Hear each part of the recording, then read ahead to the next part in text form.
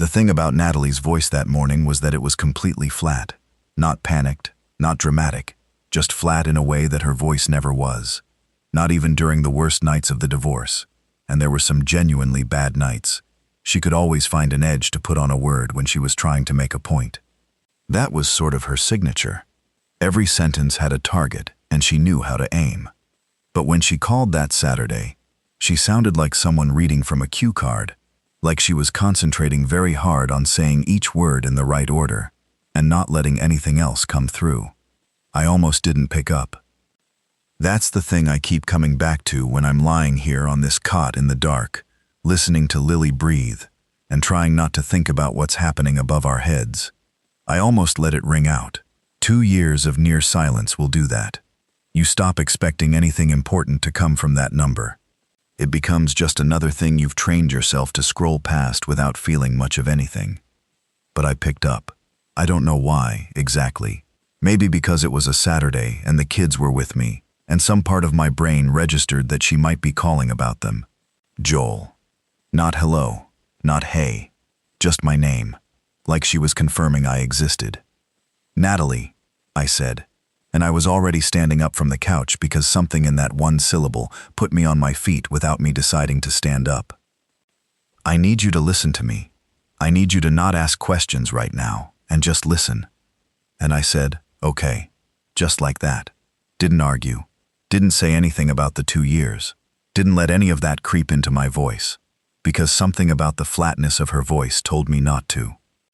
Get the kids underground before night. Do it today. Find somewhere underground. A basement, a shelter, a parking garage goes deep enough. And get in there before it gets dark and stay there. Don't go back to the surface for at least 48 hours. Do you understand what I'm telling you? I remember standing in my living room in the gray October light, holding the phone to my ear, looking at the half-graded stack of biology tests on my coffee table.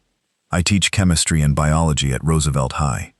Had a unit test on cell reproduction that my sophomores had mostly bombed, and I'd been going through them with a red pen that morning, while Cody was upstairs doing whatever 12-year-olds do alone in rooms with the door closed, and Lily was on the floor a few feet away building something complicated with cardboard tubes and tape. Underground before night. Natalie, what are you? I don't have time to explain it fully, and I can't say it on the phone. I know how that sounds. I know you haven't had a real conversation with me in 2 years, and I know this sounds insane. I know, Joel. But I need you to believe me, because your kids are with you right now, and I need you to get them somewhere underground before tonight. Please. The please was the thing, not because she never said please. Natalie was a polite person in the ordinary sense, but this please was different. It had weight in it, like she'd spent something saying it. Are you okay? I asked. Where are you? I'm at the distribution center in Whitmore. I'm fine. I'll explain when I can. Just do this one thing for me. And then the line went dead. Not hung up exactly. More like it just ran out of room. I stood there for probably 10 seconds holding a silent phone. Lily looked up from her cardboard thing. Was that Mom? Yeah, I said. Is she coming over? No, sweetheart. I put the phone down on the coffee table next to the biology tests. I looked at the tests. I looked at the window. The October sky outside was the color of old dishwater, that flat pre-winter gray that settles into the Midwest in early fall and doesn't really lift until April. A car went by on the street, slow. Another one. Normal Saturday. I picked the phone back up and called her back. It rang 5 times and went to voicemail. Her voice on the recording was the normal Natalie voice. Warmer, a little quick, slightly impatient in the way all her voicemails were. Hi, you've reached Natalie Voss. Please leave a message and I hung up. I should tell you what I did next, because what I did next is not what I would have predicted myself doing if you'd asked me about it 30 minutes earlier.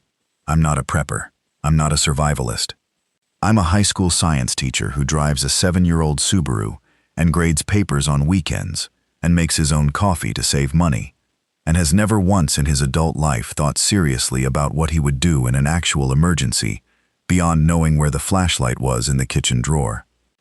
What I did was go upstairs, open the door to Cody's room without knocking, which I normally try not to do because he's 12 and knocking matters.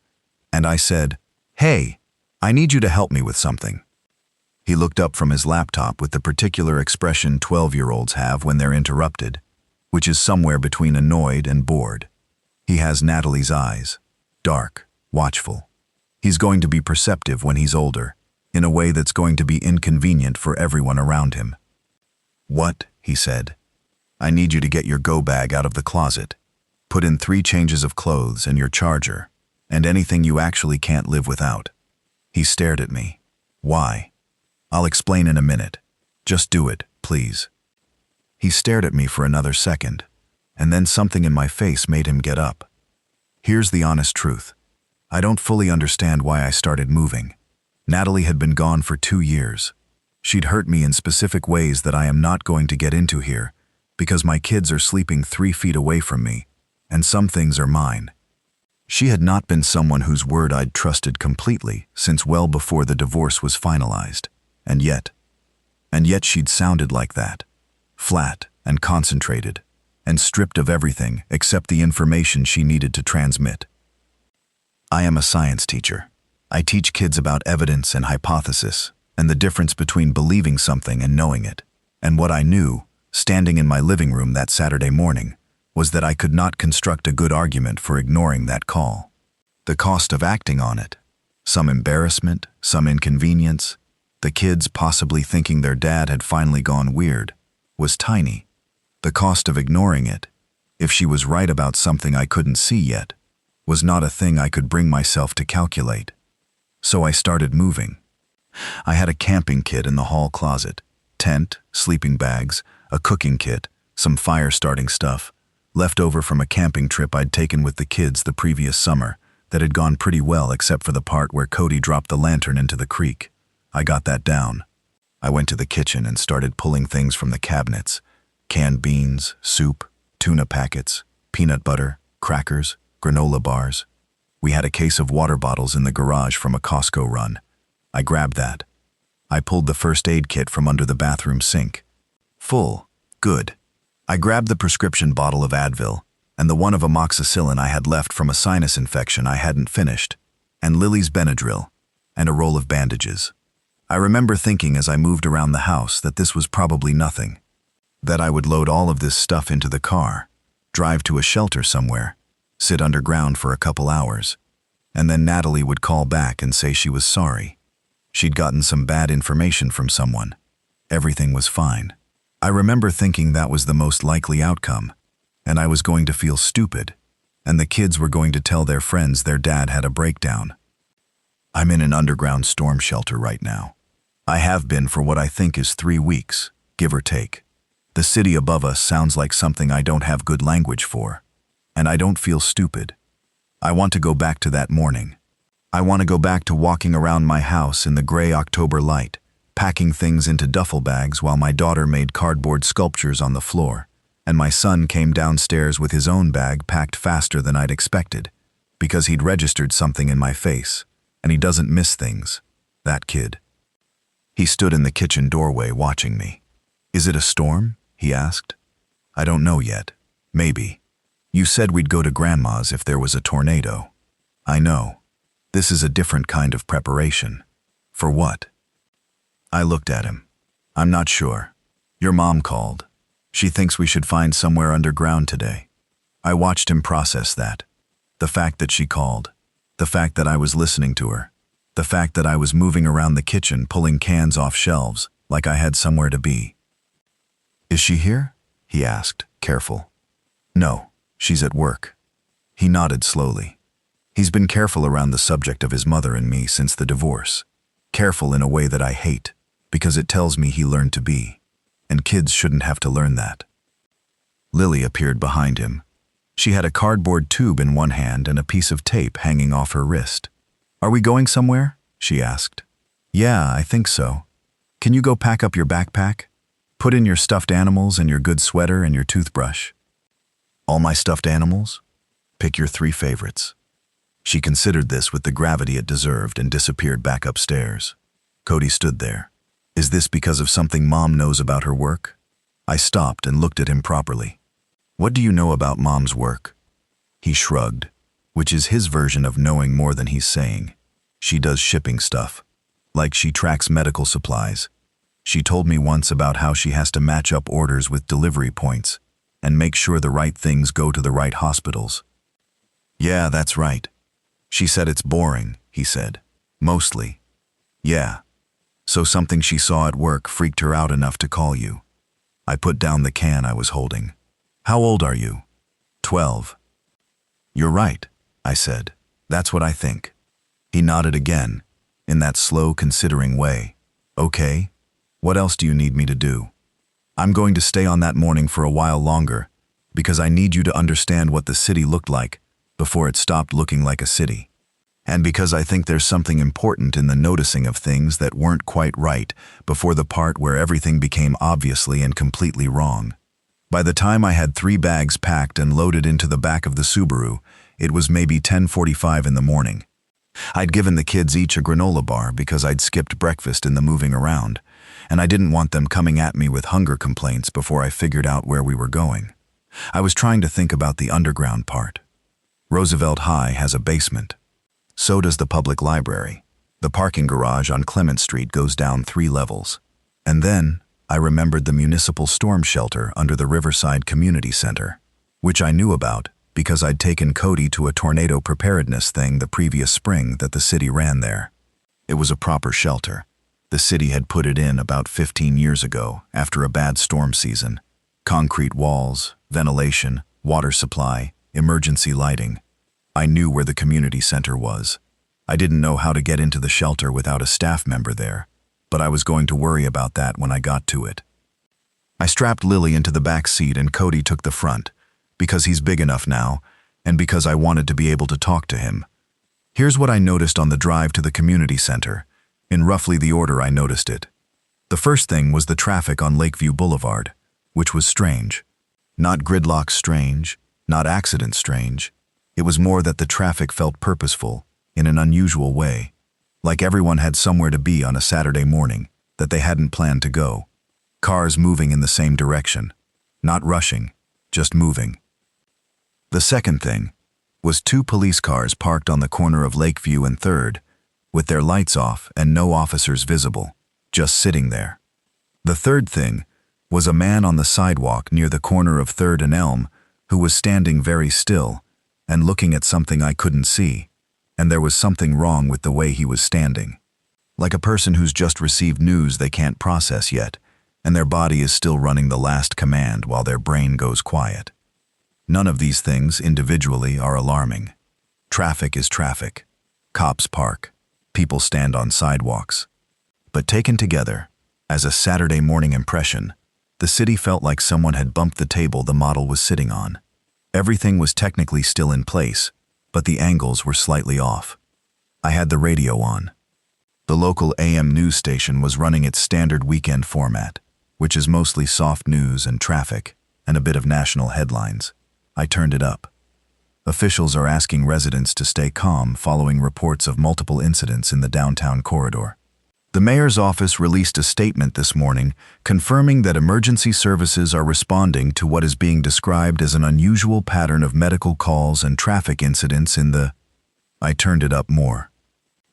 At this time, authorities are characterizing these incidents as potentially linked to a public health situation, though no specific details have been provided. The Centers for Disease Control and Prevention Regional Office has been notified. Residents are encouraged to... And then it cut to a commercial for a car dealership. I stared at the road. In my peripheral vision, I could see Cody watching me. "CDC?" he said. "Yeah, that's not good. We don't know anything yet." "Public health situation," he said, exactly the way I say it when I'm quoting something I find concerning. I pulled into the community center parking lot at 11:20 that morning. The place looked normal from outside. A low brick building with a badly maintained basketball court in back, and a flagpole out front with an Ohio State flag snapping in the autumn wind. There were a few cars in the lot. The community center itself was apparently open. A sign on the door advertised a Saturday yoga class. I got everyone out of the car and started pulling bags from the back. "We're going inside?" Lily asked. She was holding a stuffed rabbit named Gerald that she'd had since she was 4. The rabbit was gray and had one eye missing and looked exactly like you'd expect a much-loved rabbit to look. Yeah. For yoga? No, sweetheart, not for yoga. The storm shelter was around the back of the building and down a set of concrete steps. I remembered that from the preparedness event. The door at the bottom of the stairs was heavy steel, the kind with a wheel lock that you spin, and I was genuinely unsure whether it would be open or locked, or whether there'd be some kind of keypad situation I hadn't thought through. But when I got down there, the door was already open, and there was already a man inside. He was maybe 68, 69, gray hair cut short, wearing a green canvas jacket that had seen better decades, sitting on one of the metal benches along the wall, with a thermos in his hand and a flashlight on the floor beside his boot. He looked up when we came in and seemed completely unsurprised. "Knew somebody else show up today," he said. I stopped in the doorway. The shelter was exactly as I remembered it from the spring, about 40 feet long by 20 wide, concrete floor and walls, metal benches along the sides, a rack of emergency supplies in the corner, overhead lights on a secondary power system that gave everything a slightly greenish cast. It smelled like concrete and old air, and something faintly chemical that might have been old cleaning products. "I'm Joel," I said. "Walter Greer," he said. "I was city water department for 31 years. I know every shelter in this district." He looked at the kids. "These yours?" "Yeah, Cody and Lily." He nodded, looked back at his thermos. "Smart, bringing them here." "You knew?" I asked. "About whatever's." "I don't know anything specific," he said, "but I've been watching the city's system readouts this morning. Water pressure spikes in 3 districts simultaneously. Emergency pump activations. That pattern doesn't come from a storm. That comes from major structural disruption. Gas main breaks, possible road collapse, building failures. Something's going wrong at scale." He took a sip from his thermos. "So I came here. Like I have every time something felt bad. This is my 16th storm season in this shelter. Mostly it's been nothing. Figure this time it's not." I set the bags down and looked at my kids. Cody was looking at Walter with the expression he gets when he's deciding whether to trust someone. Lily had found a corner near the supply rack and was sitting on the floor with Gerald, and seemed content to let the adults figure out what was happening. "There's room," Walter said. "Emergency capacity is 80 people. Supplies for a week if it's just us." He paused. "But I'd recommend not opening that door after dark." I looked at him. "Why?" He looked back with an expression that was not quite evasive, but was something adjacent to it. Like a man who has a hypothesis he's not ready to commit to yet. "Radio's been strange," he said. "Just getting a bad feeling." That was the first hour. I'm going to skip forward now to the part where the bad feeling turned into something else entirely, because that's where the story really starts, and because I don't want to spend too long in the comfortable part. The comfortable part ended at around 3:15 that afternoon, which I know because I'd been checking my phone constantly, and the time was one of the things I was tracking. Before that, some people arrived. The first was a woman named Brenda Kowalski, who was a nurse and who had apparently been told by someone at the hospital where she worked to get to a shelter. She didn't know who had told her or why, just that a doctor she'd worked with for years had grabbed her arm in the parking lot at the end of her shift and told her to find the community center and stay underground. She was still in her scrubs. She had a bag she'd apparently grabbed from her car. She was not panicked, because Brenda, I would learn, was someone who had made a personal choice at some point in her life to save panicking for situations that absolutely required it. She came in, took stock of the shelter and the people in it, found an unopened water jug in the supply rack, and set it where everyone could reach it. "What's your medical training?" she asked me after I introduced myself, because she was someone who categorized people by what they could do. "Biology teacher. I know basic first aid." She nodded. "Better than nothing. You know anything about water systems?" I nodded toward Walter. "He does." She looked at Walter. "You were city water?" 31 years, he said. "Okay," she said, and sat down. The second arrival was a man named Pete Hollis, who was about 35 and had the specific kind of competent-looking hands that tell you a person works on physical things for a living. He was a mechanic. He'd been driving to his shop when the radio in his truck had gone from normal programming to a tone he'd never heard before. Not an emergency broadcast, not a news interruption, just a sustained tone that had started and not stopped. He'd pulled over to look at his phone, and his phone's signal had dropped entirely, and something about both of those things happening together had made him start driving toward the neighborhood community center because his mother had once told him about the storm shelter, and sometimes that's the kind of thing that saves your life. A thing someone told you once that you didn't think you'd ever use. He was carrying a toolbox, not a small one, a proper mechanic's toolbox with a handle, heavy, clanking. I was grateful for that toolbox, in a way I could not have explained at the time. Third was a college student named Kyle Perkins, who'd been on his way to the library. He looked about 20, 21. He had a backpack that had textbooks in it, which turned out to be mostly useless, but also a laptop and a portable battery pack and, this is the thing that mattered, an offline download of something he described as basically all of Wikipedia that he'd put on his hard drive for a research project. That offline download was going to matter more than anything else he was carrying. Fourth was a woman named Donna Rafferty, who was 60-something and had taught middle school social studies for 20 years before she retired.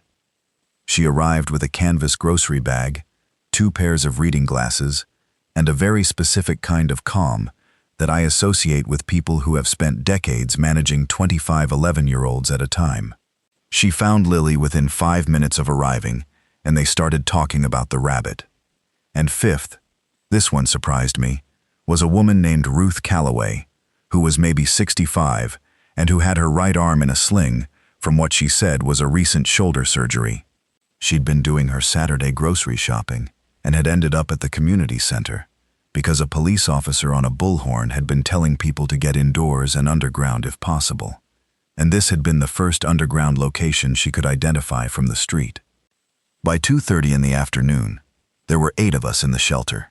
Me, Cody, Lily, Walter, Brenda, Pete, Kyle, Donna, and Ruth. 9, if you count Gerald the rabbit, and Lily would insist on counting Gerald the rabbit. The shelter smelled like old concrete, and people who had not expected to be in a shelter that day. Pete's boots smelled like engine oil. Brenda's scrubs had something antiseptic clinging to them. Walter's thermos turned out to have coffee in it that was probably 8 hours old. I could smell the peanut butter from the jar I'd packed. I could smell whatever industrial cleaner had last been applied to the concrete floor, still faintly present under everything else. I kept trying Natalie's phone.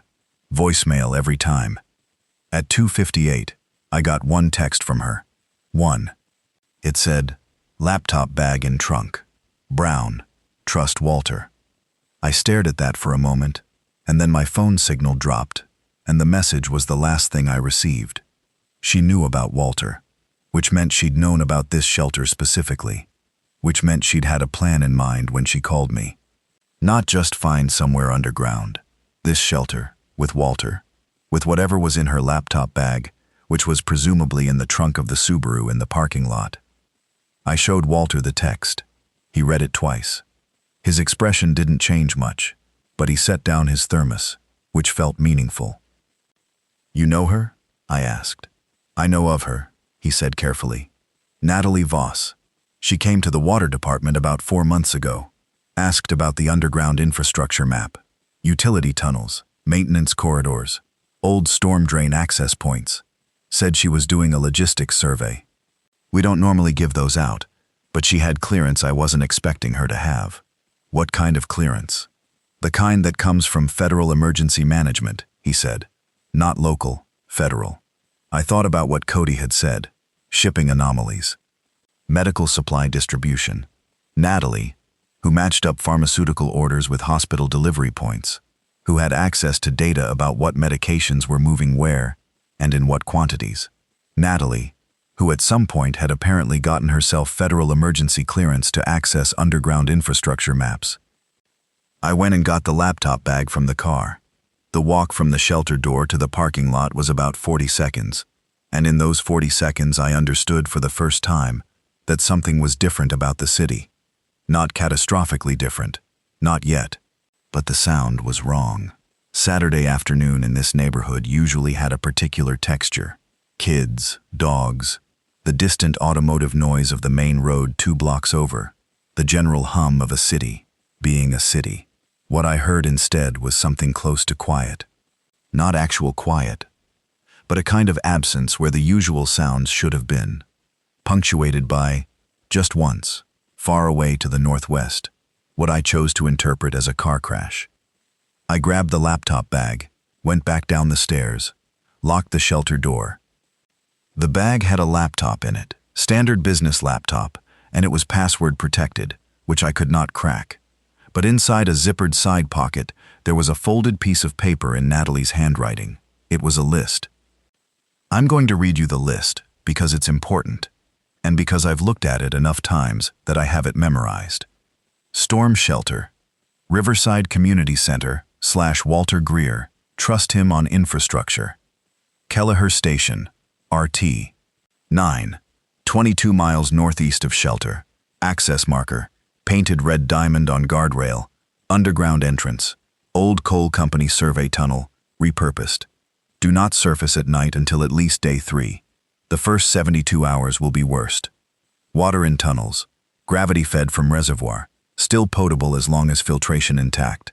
If you reach Kelleher, ask for Dr. Aldrich. She'll know what to do next. Protein bar and potassium supplements in the front pouch. Take 1 a day, for real, Joel Great. And then at the bottom, in slightly different pen, like she'd added it later.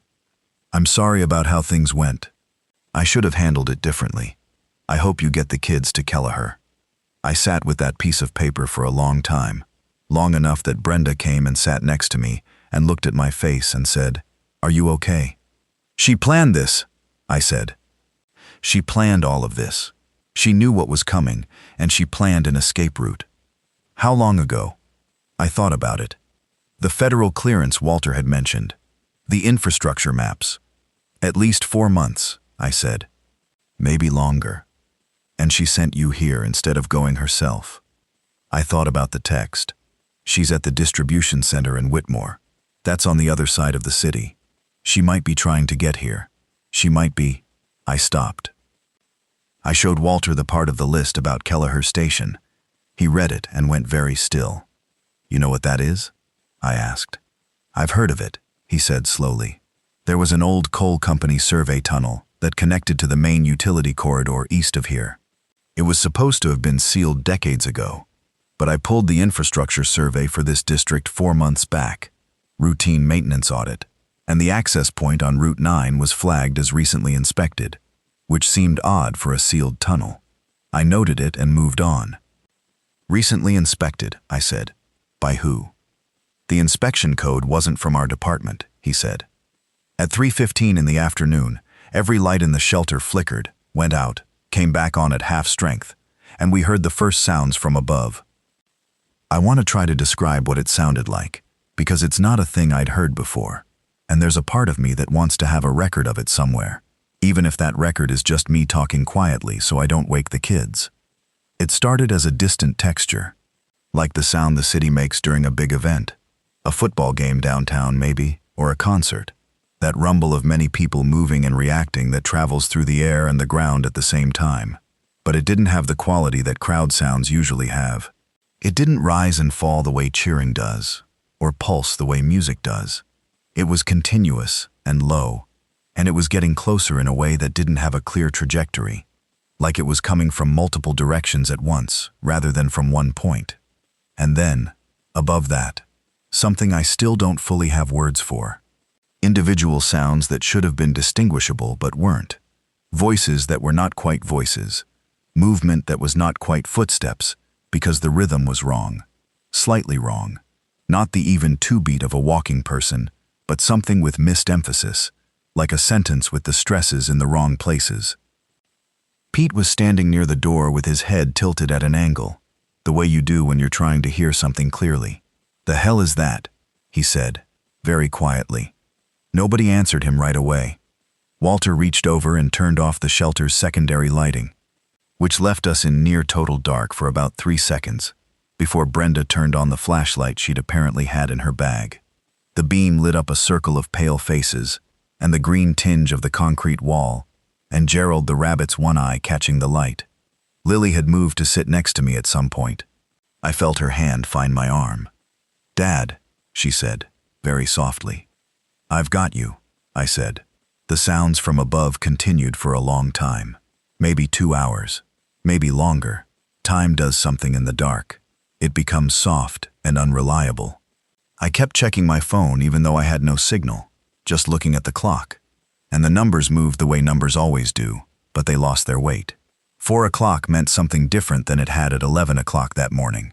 5:30 meant something else entirely. At some point, the sounds changed. They didn't stop. I want to be clear about that. They never fully stopped for the whole first night. But the texture changed. There was less of that underlying rumble, less of the wide-scale motion, and more of the specific sounds. Things hitting things. Glass. Something metal. And once, very clearly, someone screaming from somewhere above and to the north, which lasted for about 15 seconds, and then stopped in a way that felt worse than if it hadn't stopped. I held Lily's hand, and she fell asleep, sitting up against me. Cody sat on the other side, and didn't fall asleep for a long time. He had his headphones in, but they weren't connected to anything. I think they were just something to do with his hands. Brenda organized the supply rack while she still had light enough to see by. She was the kind of person who had to be doing something useful, or she started to generate anxiety in the people around her, so she inventoried everything in the shelter's emergency stores. 6 cases of bottled water, 2 crates of non-perishable food, canned goods, protein bars, crackers, dried fruit, a first aid kit that was mostly complete, a box of emergency blankets, some rope, a hand crank radio, candles, and a stack of plastic ponchos. Combined with what I'd brought and what the others had carried in, she calculated we had food for approximately 12 to 14 days at minimum rations. I said the word minimum to myself a few times. "We're not going to be here 14 days, Pete said. Nobody responded to that. Walter was doing something with a water pipe that came through the corner of the wall. He had a small tool from Pete's toolbox, and he was measuring something. Water pressure, he told me when I asked, using a gauge he'd found in the supply rack. The city water pressure was still present. Reduced, but present. "Long as that holds," he said. "Water's not going to be our first problem." "What is our first problem?" I asked. He thought about that. "Air quality," he said. "This ventilation system runs off the main grid. With power out, we're on the backup, which is battery. Those batteries won't last more than 4 or 5 days before the air in here starts getting stale enough to matter. Can you extend them?" "If I can get to the utility room, 2 corridors down," he said. "There's a manual generator tie-in. If someone can bring us a generator, I can wire it to the ventilation system." I looked at Pete. Pete looked at the sealed steel door. "Not tonight," he said. "No," Walter agreed, "not tonight." Ruth, who had been very quiet in her corner, spoke up. "I'm a retired teacher," she said, "social studies, but I also taught an environmental science elective for about 8 years. Is there anything I can usefully contribute here, or should I just stay out of the way?" I looked at her. "Environmental science how?" "Water systems, soil contamination, air filtration, soil-based agriculture, that kind of thing." "Okay," I said. "You and Walter should talk." Kyle had his laptop open and was doing something on it by flashlight. "I've got the offline Wikipedia," he said. "And I've got about 6 hours of battery left, if anybody wants to know anything specific." "Zombie," Cody said. Kyle looked at him. "Look up zombie, or zombie infection, or whatever the actual medical term is." Everyone looked at Cody. He shrugged with the expression of someone who is stating the obvious. "Whatever's up there, it came from somewhere, and it's doing something specific to people's behavior. Understanding what it is useful, right? That's what you'd say," he added, looking at me. He's right that I'd say that. I say that a lot, actually. In class, when kids are freaked out about something, I tell them that understanding the mechanism is almost always less scary than the unknown. Almost always. Look up the science of behavioral infection, I said. Parasitic manipulation, toxoplasmosis, cordyceps-type mechanisms, and any news coverage in the last 6 months of unusual outbreaks or neurological incidents. Kyle started typing. I'm going to interrupt the chronological account here for a minute because there's something I want to say about Cody that I don't want to leave out. He was 12 years old, sitting in a concrete shelter in the dark, while something terrible happened to the city above him, and his first instinct was to want to understand it. Not to panic. Panic came later, and I'll get to that. But first, understanding. He gets that from me, I think. Or at least I want to believe he does. I also want to say that in all the days that followed, in all the genuinely bad moments and the scarier close calls and the things I saw in the utility tunnels that I'm going to have to tell you about eventually, I never once, not once, saw him try to pretend he wasn't scared in a way that made things harder. Lots of adults do that. You've probably seen it. The performance of courage that actually just makes everyone around them more anxious because it's so obviously a performance. Cody was scared, and he was 12, and sometimes it showed, and he never once tried to hide it in a way that cost him anything useful. I'm proud of him for that. I don't know if I told him. I should have. I'm going to. The first night went like this. Everyone took turns sleeping in shifts, though the sleeping was more like lying down and closing your eyes and trying not to listen. Walter and Pete took the first watch, which mostly meant sitting near the door with a flashlight and a length of pipe from Pete's kit. I slept for maybe 2 hours with Lily against my side and woke up to the sound of something dragging across the concrete floor above us. It was rhythmic, long pause, drag, long pause, drag, like something was moving without picking up its feet, moving and stopping, moving and stopping. I lay there in the dark, listening to it for what felt like a very long time. Above us was the community center's main floor, a big multi-purpose room used for yoga classes and community meetings and voting booths every 2 years. I had been in that room. I knew what it looked like. I knew the kind of light that came through the high windows in the afternoon.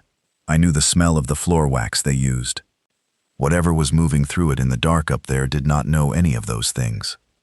I knew, this is the science teacher part of my brain that I can't turn off, that the infected people I'd heard about on the radio before the signal dropped, before everything dropped, were not monsters in any supernatural sense.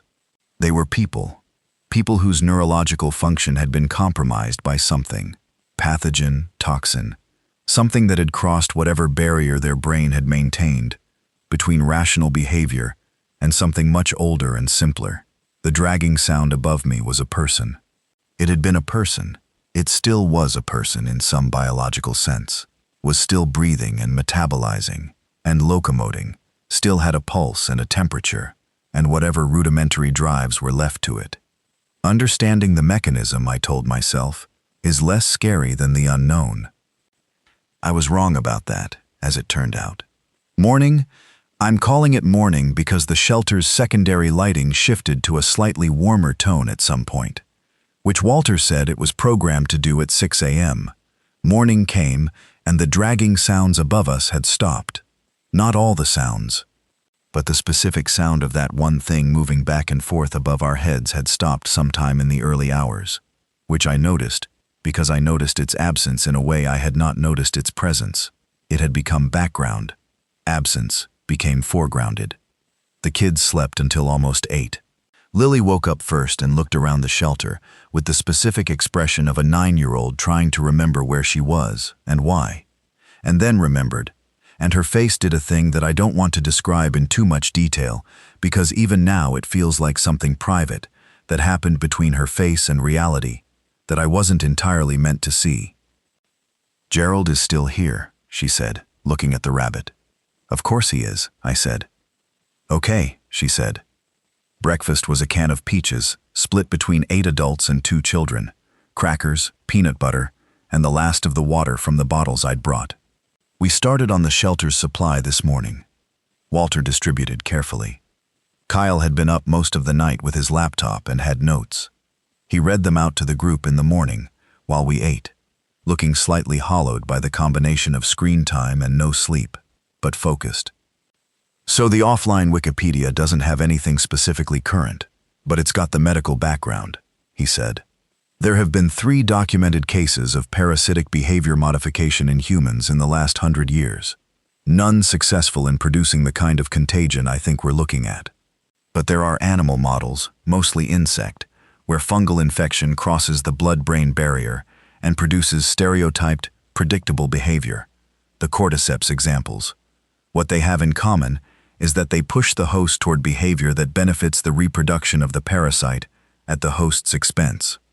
The host becomes effectively a delivery mechanism. So in this model, I said, the biting behavior is transmission, Cody said. He was eating crackers and listening. The host is biting because biting is how it spreads to new hosts. The host's actual, original behavior is irrelevant. The parasite is running the motor.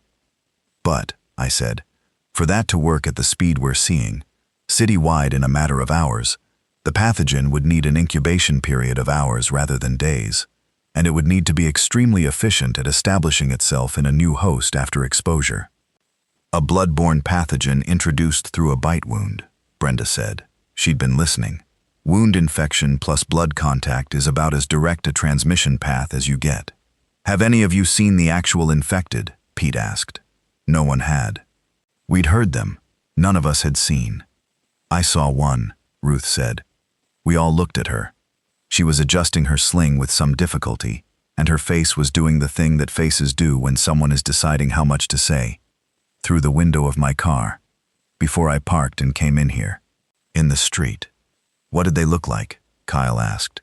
Like someone who forgot how to walk, she said. Not shambling exactly. Not like the movies. More like the signal was intermittent. Like a person with very bad reception in their legs.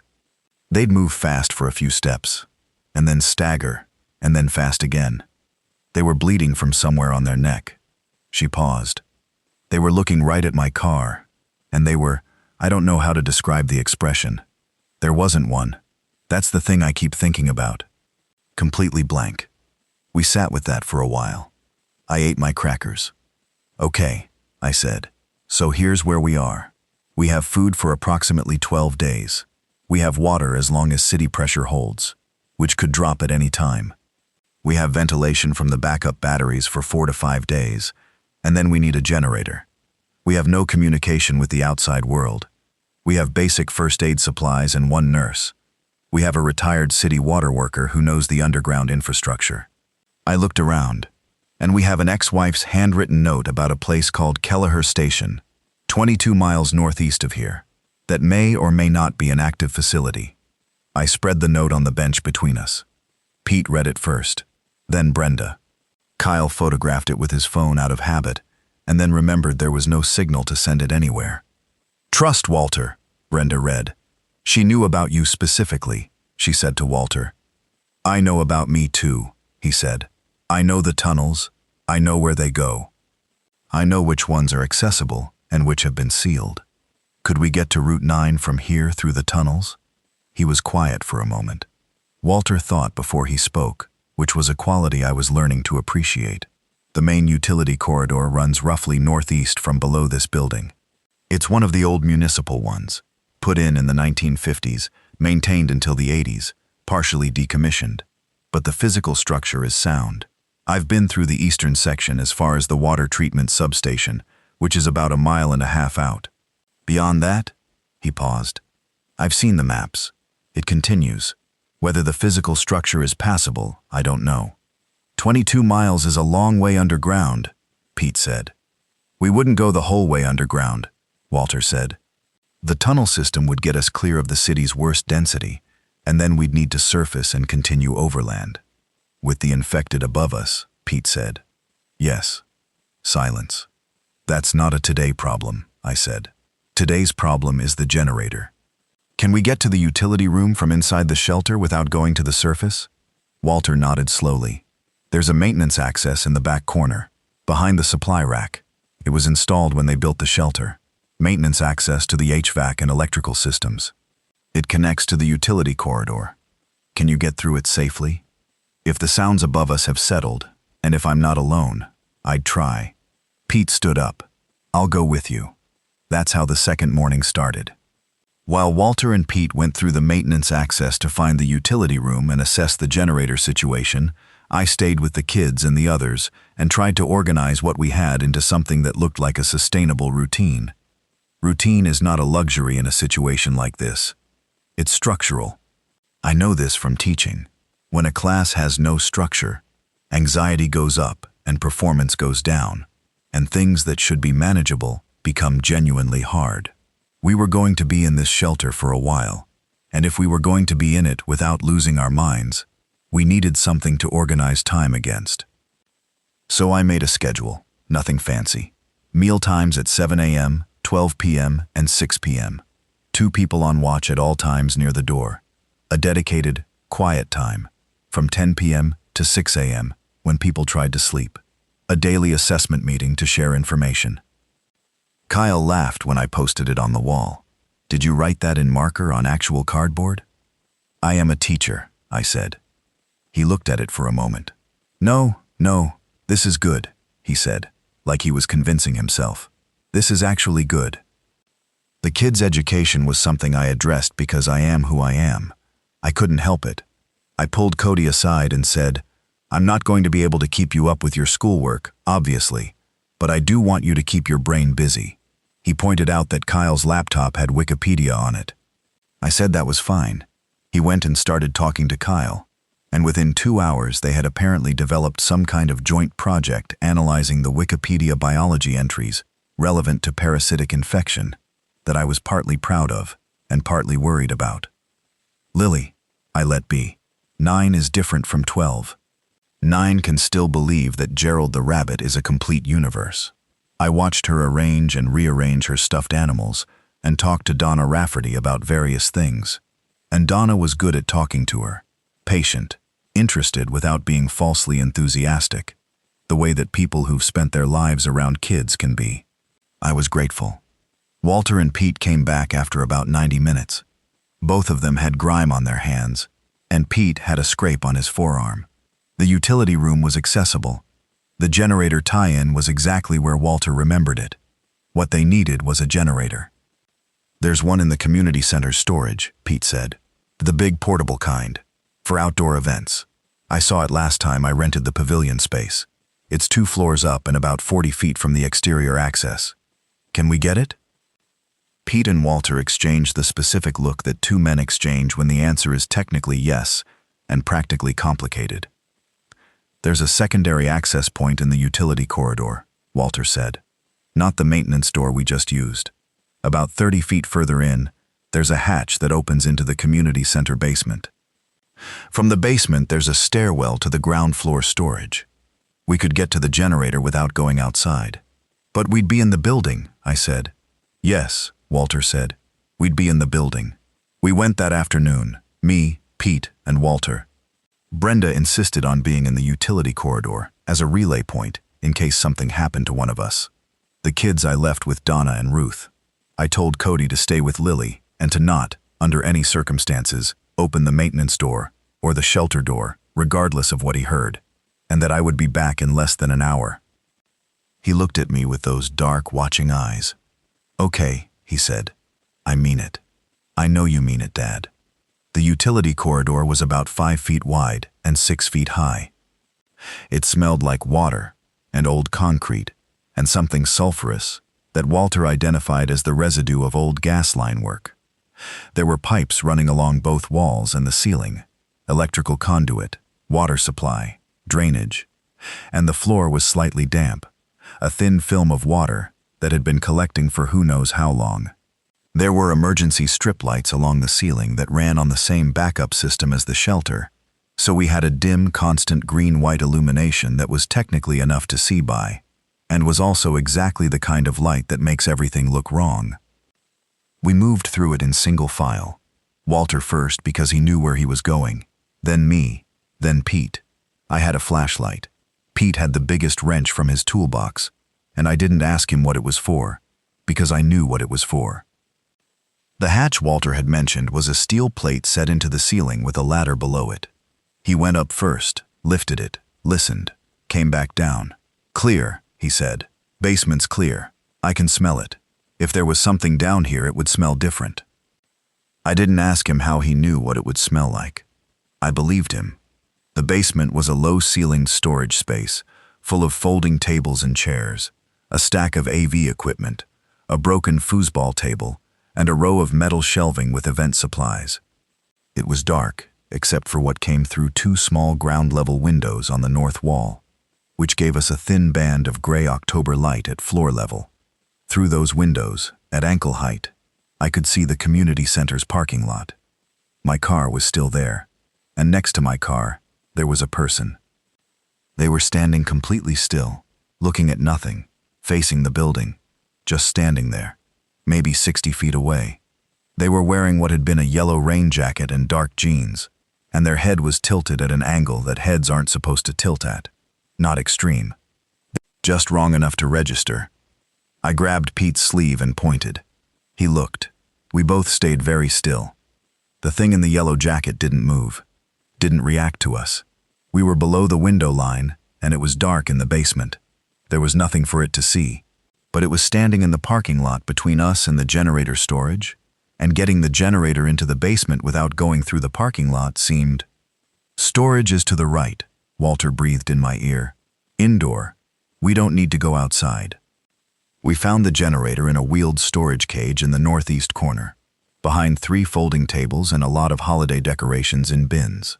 It was a proper camping generator, the kind that runs on regular gasoline. Full tank, Pete checked. Pete lifted it by himself, which told me things about Pete. We got it back to the hatch. That's when we heard the interior door at the top of the stairs move. I've thought about that sound a lot. It was specific. The particular sound of an old building door shifting in its frame. Not opening, not yet, but testing, like something had leaned against it.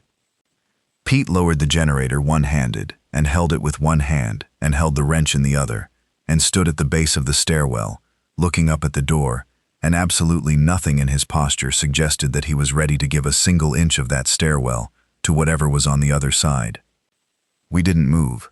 We didn't breathe in any way that was audible. The door shifted again and then was still. 30 seconds, 45.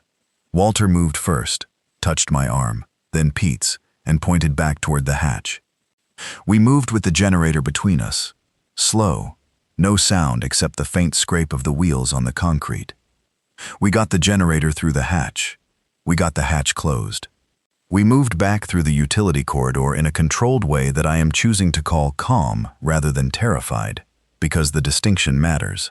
And we got back to the shelter with the generator, and Pete and Walter wired it to the ventilation system in the utility room, and the ventilation came back on proper, and the lights improved to about 80% of normal. I sat down on a bench and looked at my hands for a while. Brenda put a cup of water in front of me. "Drink that," she said. I drank it. Lily came and sat on my lap, which she technically hasn't done in about 2 years because she said she was too old, and she sat on my lap and leaned her head against my collarbone and was quiet. I put my arms around her. Cody sat next to me. "You got it," he said. "We got it. The generator." "Yeah." "Good," he said. Simple as that. That night was quieter than the first. The sounds from above were different. Less of the wide-scale motion, more of the specific and isolated kind. Something moving on the roof at one point, a slow and irregular movement that went on for maybe 20 minutes and then stopped. Something that may have been voices, very faint, very far away, in a direction that could have been south, or could have been the echo off the building, and it was impossible to tell. I sat with Walter for a while after everyone else was asleep, and he talked to me about the city's underground infrastructure and the quiet, even way of someone who has loved a thing for a long time and finds comfort in naming its parts. The tunnels ran in a rough grid beneath the city's older sections, he said. Built in waves starting in the 1920s, extended and modified through the post-war period, partially decommissioned in the 1990s, when the city updated its utility systems, but never fully sealed, because the cost of truly sealing a concrete tunnel network of that scale was prohibitive. The survey maps were held by the water department. The physical access points were scattered, some maintained, some not, some actively dangerous because the concrete had deteriorated. "How far have you actually been?" I asked. 3 miles east, he said. 2 miles north. Southeast maybe a mile before a partial collapse blocked the way. He paused. The maps show the eastern corridor continuing about 11 miles before it starts to break into the older coal company tunnels. After that, I've never been. But the maps show a connection to Route 9. The maps show the coal company survey tunnel intersecting with the main corridor at a point that is approximately below the Route 9 corridor, he said. Maps from 1947. The physical reality may differ, but it's theoretically passable. It's theoretically possible, he corrected. I thought about Natalie's list, about Kelleher Station, about the red diamond painted on the guardrail, about a woman I hadn't had a real conversation with in 2 years, who had apparently spent at least 4 months putting together an escape route. I thought about what kind of information would make someone do that. Would make a logistics coordinator for a pharmaceutical supply chain. Not a doctor, not a researcher, not a government agent, just someone who tracked shipments and matched orders to delivery points. Go to the city water department with federal clearance and ask for underground infrastructure maps. What kind of shipping anomaly would you need to see to know, 4 months in advance, that you needed an underground escape route?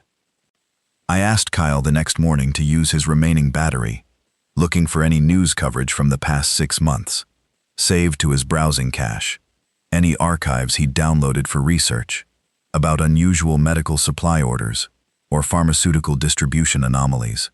He dug around for a while, found some. "Okay," he said.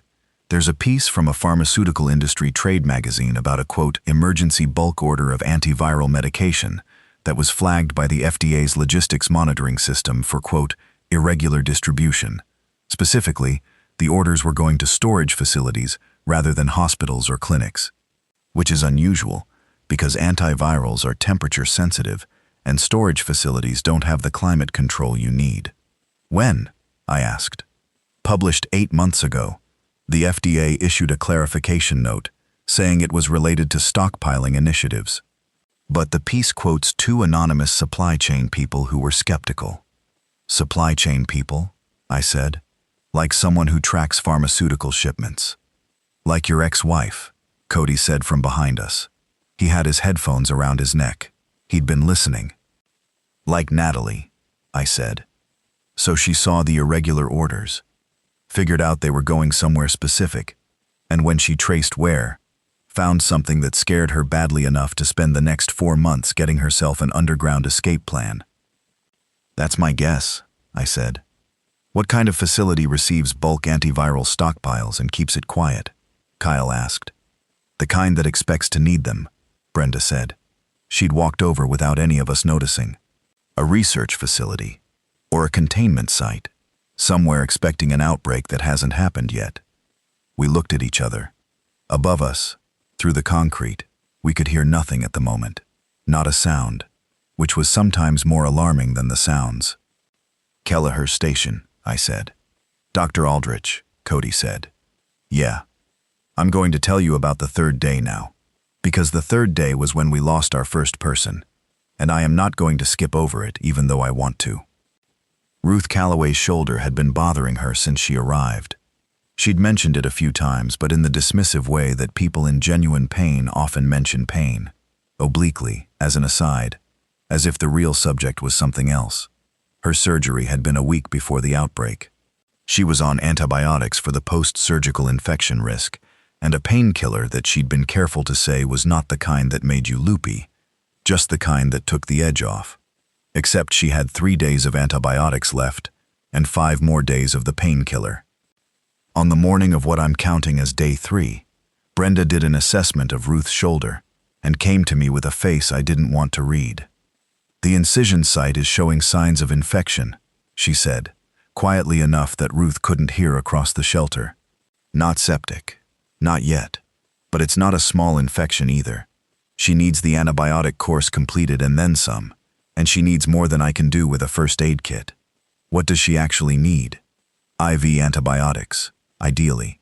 Proper wound care, a physician. She paused. None of which I can give her down here. Timeline?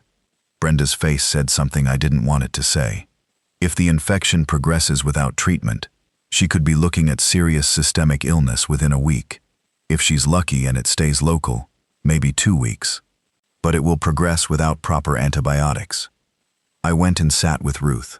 She was talking to Lily when I sat down, and she finished what she was saying to Lily before she looked at me. And what she'd been saying was that when she was young, she'd had a rabbit named Pepper, and she'd loved it unreasonably. I told her what Brenda had told me. Ruth listened with the expression of someone who had suspected as much, and had been hoping to not have it confirmed. I'm not in immediate danger, she said. No, I said. Not yet. Then let's cross that bridge when we get to it. She adjusted her sling. If we can get to wherever this Kelleher station is before things get critical, I imagine there's actual medical care there. That's the plan. She looked at me. What's the actual plan, Joel? We wait until the surface is safer, and then we move through the utility tunnels as far as we can, and then we get to Route 9 overland. That's 22 miles. Yeah. She nodded slowly. Well, she said, I haven't had 22 miles in me since I was 40, but I suppose we'll see. I liked Ruth. I want to put that on record. I liked her a lot.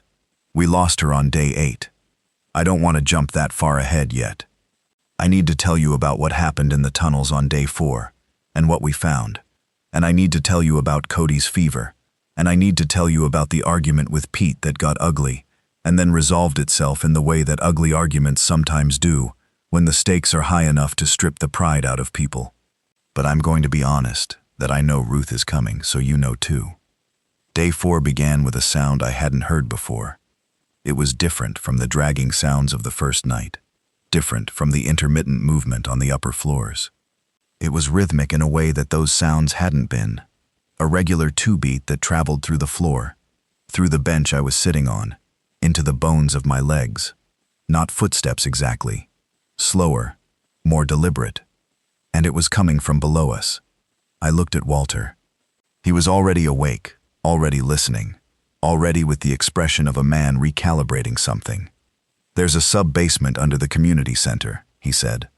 I didn't mention it because it's just the old mechanical room. Boilers, equipment, nothing of use. But it connects to the utility corridor? I asked. It's adjacent, not directly connected. He paused. At least not by any official access point. The rhythmic sound continued for about 20 minutes, and then stopped. It didn't fade out. It just stopped, in the middle of a beat cycle, which was somehow worse than if it had trailed off. Everyone was awake by then. Brenda had her flashlight aimed at the maintenance access hatch in the corner. Pete had his wrench. The kids were on the bench next to Donna and Ruth, and I could see Lily had her hand wrapped around Gerald in a white-knuckled grip, and Cody was very still in the way he gets when he's managing himself carefully. Nothing came from the hatch. After 20 minutes, I walked over to it and pressed my ear against the metal. Nothing. Faint water sounds from the corridor. The hum of the generator. Nothing else. We need to go further into the corridor today, I said. Map out what's there. Figure out what that sound was. You want to go toward it, Pete said. Not quite a challenge, but close.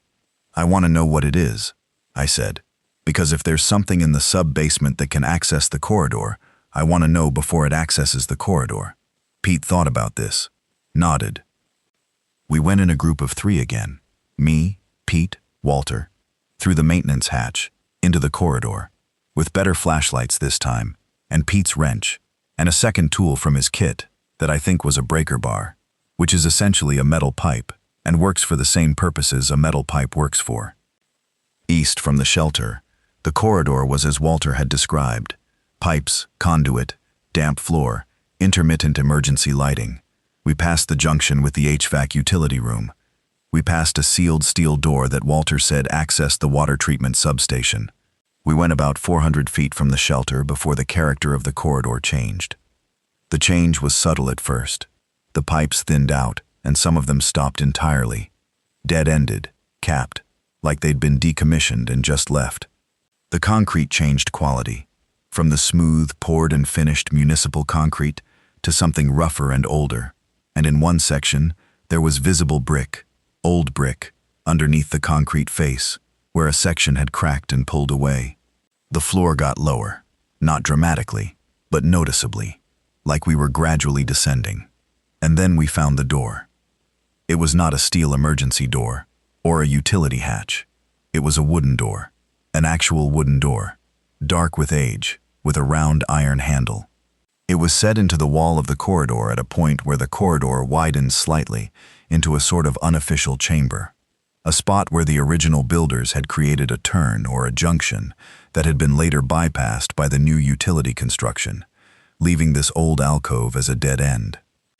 The door had no markings. The wood was old enough that I couldn't tell what kind it was.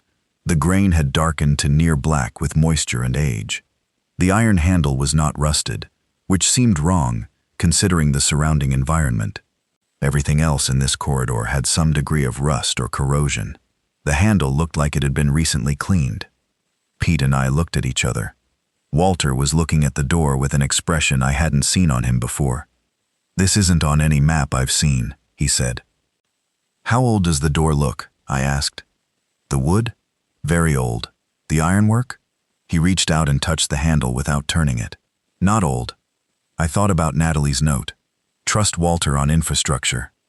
And separately, the laptop that was password protected, that I still hadn't been able to open. What else was she trying to tell me? "Should we open it?" Pete asked. I turned the handle. The room behind the door was about 20 feet deep by 15 wide. The ceiling was low, maybe 6 feet, maybe less, and uneven, like it had been cut from rock rather than poured. And it had been. The walls were stone, limestone, by the look of the grain, with wooden support timbers at irregular intervals that were old but not rotten. The floor was packed dirt. There was a smell I couldn't immediately categorize. Old, dry, minerally, with an underneath note of something recent, something plastic and clean. In the back left corner, there was a camping lantern, battery-powered, not on, but new. And next to it, a folded emergency blanket, still in its packaging. And next to that, a water filter of the kind you use for outdoor drinking, the pump-action kind, still in its box. Someone had been here recently. Not right now recently, but not years ago recently. Maybe weeks. I stood in the doorway of that room and tried to understand what I was looking at. This was a pre-existing natural or semi-natural space in the limestone below the city, accessed through a door that someone had maintained and restocked, at a location that was not on any official city infrastructure map, in a utility corridor that was partially decommissioned and theoretically inaccessible to the general public. "Natalie knew about this," I said. Walter looked at me. "She asked about the underground infrastructure maps. She had federal clearance. I think she found something on those maps that connected to this space. Or she found this space first, and that's why she was asking about the maps." I turned to look at him. "Is there anything in the official city maps that corresponds to a cavern or natural space in this area?" He thought for a long time. "There's a notation on the 1952 survey maps of the Eastern Corridor," he said. "A lateral branch that was flagged for assessment but never developed. The notation says, quote, subsurface irregularity, possible karst formation, Category 3 evaluate. Karst. That's limestone dissolution caverns. Common enough in the Midwest. The region sits on limestone bedrock in places, and water moving through it over millennia can carve spaces that the surface doesn't know about. Someone found this space and turned it into a cache," I said. "A pre-positioned supply point." I looked at the camping lantern and the water filter. But why just these things? Why not food? Why not more? Pete had picked up the water filter and was looking at the box. "Because someone was expecting to need a water filtration point," he said. "Not a supply cache. A stop on a route.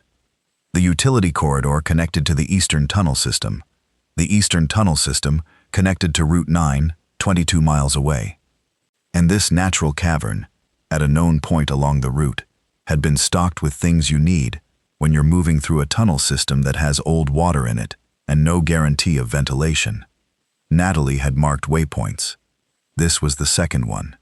The shelter was the first. I wondered how many more there were. We went back and reported to the group. Kyle immediately pulled up his offline maps to cross-reference the location of the cavern against the tunnel direction. Donna wrote it all down in the back of a notebook she'd had in her purse. Brenda checked on Ruth, who was running a low-grade temperature of 99.2 that Brenda was choosing to call a reaction to stress rather than infection progression, but whose face, while she said it, suggested she was unconvinced by her own framing. That afternoon, I told the kids about the cavern and the waypoint system. Cody listened with focused attention. Lily asked if the cavern had anything that would help Gerald, and I said the cavern had things for helping people, which indirectly helped Gerald, and that seemed to satisfy her. Later, when it was just me and Cody in a quiet section of the shelter, he asked me what I actually thought was going on above us. Not the biological stuff, not the mechanism, what I actually thought was happening to the city. I looked at my son. 12 years old enough for the truth, young enough that the truth would cost him something.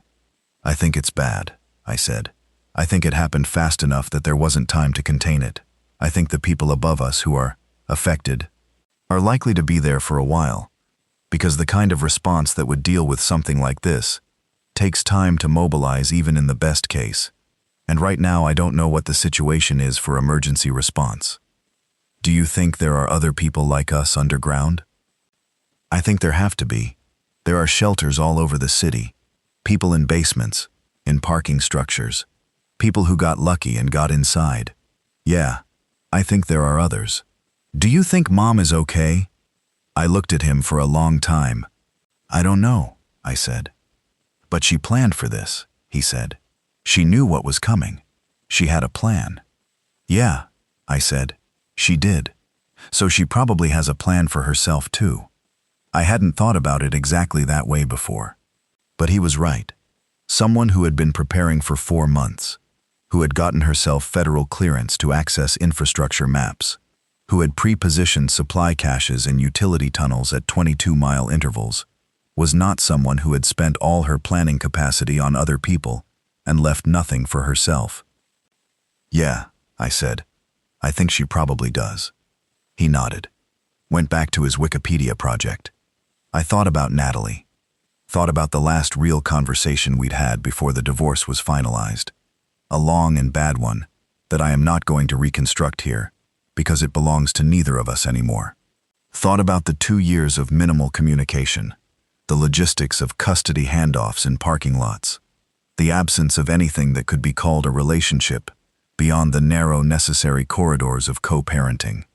Thought about her voice that morning, flat and concentrated, stripped of everything except what needed to be transmitted. I'm sorry about how things went. I should have handled it differently. I thought about what it meant to know, 4 months in advance, that something terrible was coming, and to use that time to build an escape route, not for yourself first, but for your kids. And to design the escape route through the person your kids were with, me. The shelter she'd picked was the shelter she knew I could reach from my house. The route was to my north. The supply caches were spaced for a person carrying 2 children. She hadn't planned this for herself. She'd planned it for Cody and Lily. Through me. I'm going to take a minute here. I've been talking for what feels like hours, and I should check that the kids are they're still asleep. Lily has turned onto her side, and Gerald has fallen off the cot and is lying on the concrete floor, and I should pick that up before she wakes up and sees it there. Cody has one arm over his eyes in the particular position he sleeps in that he's had since he was about 4. His breathing is even and slow. I'm going to pick up the rabbit and then keep going. Okay. Day 5 was the day things shifted between Pete and me. Pete Hollis was a capable person. I want to be fair about him, because I like him, and I didn't always understand him. And in retrospect, most of the friction was my fault as much as his. He was the kind of man who has a very clear hierarchy in his head about what needs doing and in what order. And in that hierarchy, the category of keeping everyone safe right now sat at the top, and the category of moving toward a speculative destination 22 miles away sat much lower. I understood that. I did. But I was also watching Ruth's color get slightly worse each morning when Brenda did her checks, and thinking about the generator's fuel supply, which Pete had estimated at about 5 more days, and thinking about the utility corridor, and what Natalie had built out there, and whether the route to Kelleher was real, or was something she'd constructed from incomplete information. The argument started because of the infected in the corridor. Walter and I had gone back in through the maintenance hatch on day 5 for a more thorough reconnaissance, going further east, past the cavern room, into the older section of the tunnel.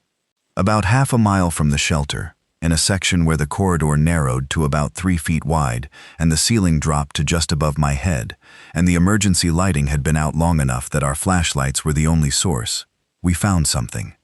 A body. Not infected. A person who had died sometime in the last week, lying against the wall on the left side of the corridor. Male, I thought, though it was hard to be certain. Wearing a gray coverall of the kind utility workers wear, with some kind of patch on the left shoulder that I couldn't read in the flashlight angle. There was no visible wound, no sign of violence. The position was almost peaceful, back against the wall, knees slightly bent, like someone who had sat down to rest and simply not gotten up. But on the coverall, around the collar, there was a dried stain that had spread down the front. Not blood. The color was wrong. Too dark. Too uniform. I leaned in as close as I was willing to get and looked at it. Around the man's nose and mouth, there was a slight darkening of the skin. Not bruising, more like the staining you might see from long exposure to something caustic. And the coverall's left sleeve, just below the elbow, was torn in a way that showed a wound to the forearm that had been wrapped in improvised bandaging. Torn strips of the same gray fabric, wound tightly enough to suggest someone who'd done it themselves. A bite. Dressed by himself in the dark in the corridor. He'd come underground after being bitten, or he'd been bitten underground, and he'd tried to treat it himself and it hadn't been enough. But he hadn't turned. He was dead and decomposing, but he hadn't turned in the way the people above us had turned, which meant either he'd died before the conversion could complete, or the pathogen required surface conditions to fully activate, or this individual had some resistance factor, or... I made myself stop speculating and start observing. The shoulder patch. I got close enough to read it. It said CDC Emerg, which I took to mean CDC Emergency Response, and a number I couldn't fully make out. This was someone from the CDC who had come underground, who had been bitten, who had treated his own wound and kept moving, and eventually stopped moving, here, against this wall. I took the man's belt pouch, not the coverall. I wasn't going to do that. But the belt pouch, which was a standard tool and equipment pouch, waterproof, with a zipper. Inside, a dosimeter, the kind that measures radiation exposure, small and pen-shaped, which told me this person had been prepared for environments that might be radiologically active, which was an unusual thing for a disease responder to carry. A glass vial, sealed, with a label that said Sample 7, and a biohazard symbol. A folded laminated card that turned out to be an access card for a facility ID system, with a photo and the name Dr. Thomas Kearney, and the words Kelleher Research Station. I held the access card for a moment in the flashlight beam. Kelleher Research Station. Not Kelleher Station. Kelleher Research Station. The man against the wall wasn't a first responder. He was a researcher. He'd come out of Kelleher Research Station, or he'd been trying to get back to it. When I brought the belt pouch back to the shelter and laid its contents on the bench and explained what I'd found, Pete's response was the thing that started the argument. "We need to lock down the maintenance hatch," he said. "Permanently." "Why?" I asked. "Because there's an infected coming from that direction." He pointed at the hatch. "Whatever's in those tunnels, that thing you heard under us, on day 4, it's in the tunnel system. If it can navigate tunnels, it can find access points. It'll find the hatch." "The infected don't navigate," I said. "They move toward sound. They move toward stimuli. They don't plan a route. You don't know that." "I know that the biology of parasitic behavioral modification doesn't produce navigational intelligence," I said. and I heard myself using my classroom voice, which was a mistake because it's not a voice that works well in arguments with adults who are not my students. The mechanism doesn't allow for higher-order planning. They follow stimuli. We're quiet. We're not generating stimuli that would draw them through the tunnel system. Then explain what we heard under the floor on day 4. I can't explain it yet, I admitted. But sealing the hatch means we can't use the tunnels, which means we can't get to Kelleher, which means Ruth doesn't get medical care, and we run out of generator fuel in 5 days and the ventilation fails. We can look for other options, Pete said. Like what? Exactly what other option are you suggesting? He didn't have one. I knew he didn't, and he knew I knew, and that made it worse. You're asking me to take these people into a 22-mile tunnel system based on a dead guy's ID card and your ex-wife's handwritten note, he said. You're asking me to take 2 children into that. I'm not asking you to do anything, I said, and that came out quieter and more controlled than the rest had, which was maybe why it landed harder. I'm telling you what I think our options are. Kelleher is a real facility. It was staffed by real researchers. We have a researcher's ID from there. We have my ex-wife's specific directions to the access point. And we have the fact that she knew, 4 months ago, that this was going to happen, and she had more information about it than anyone in this room. Her plan was to get to Kelleher. I'm telling you that's what we should do. Pete stood up and walked to the far end of the shelter and stood there with his back to us for a while. Nobody else said anything. After maybe 3 minutes, he came back and sat down. How do we know Kelleher is still intact? He asked. We don't, I said. We have to go and see. He looked at me for a long moment. Something in his face settled. Not agreement, exactly.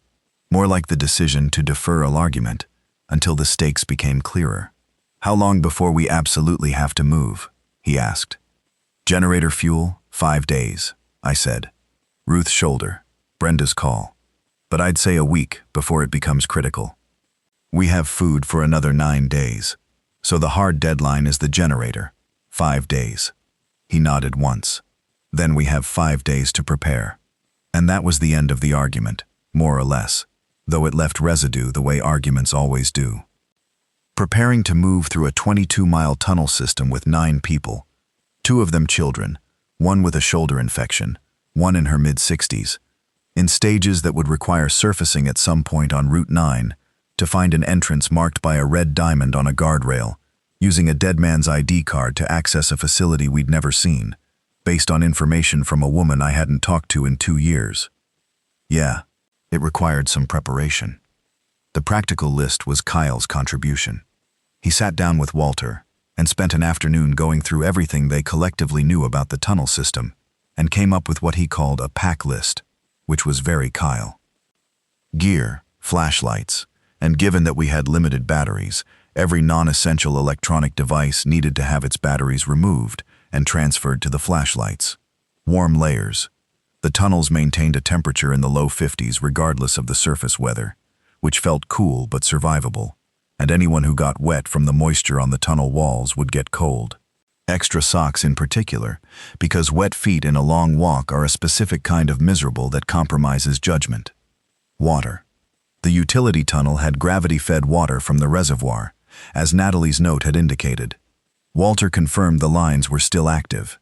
The water filter from the cavern was functional. They'd need containers. We had the water bottles, plus 2 collapsible hydration bladders from the camping kit I'd brought. Food. Everything remaining from the shelter supply, rationalized to what could be carried without slowing movement significantly. Kyle estimated approximately 40 pounds of food is packed for 9 people. Medical. Brenda took responsibility for this. The first aid kit, the remaining medications, and what she could improvise with the supplies in the shelter. Route. Walter sat down with Donna, who had been writing everything down, and mapped the route from memory and from the sections of the tunnel he'd physically surveyed. His knowledge ended at about 3 miles east. After that, the map was theoretical.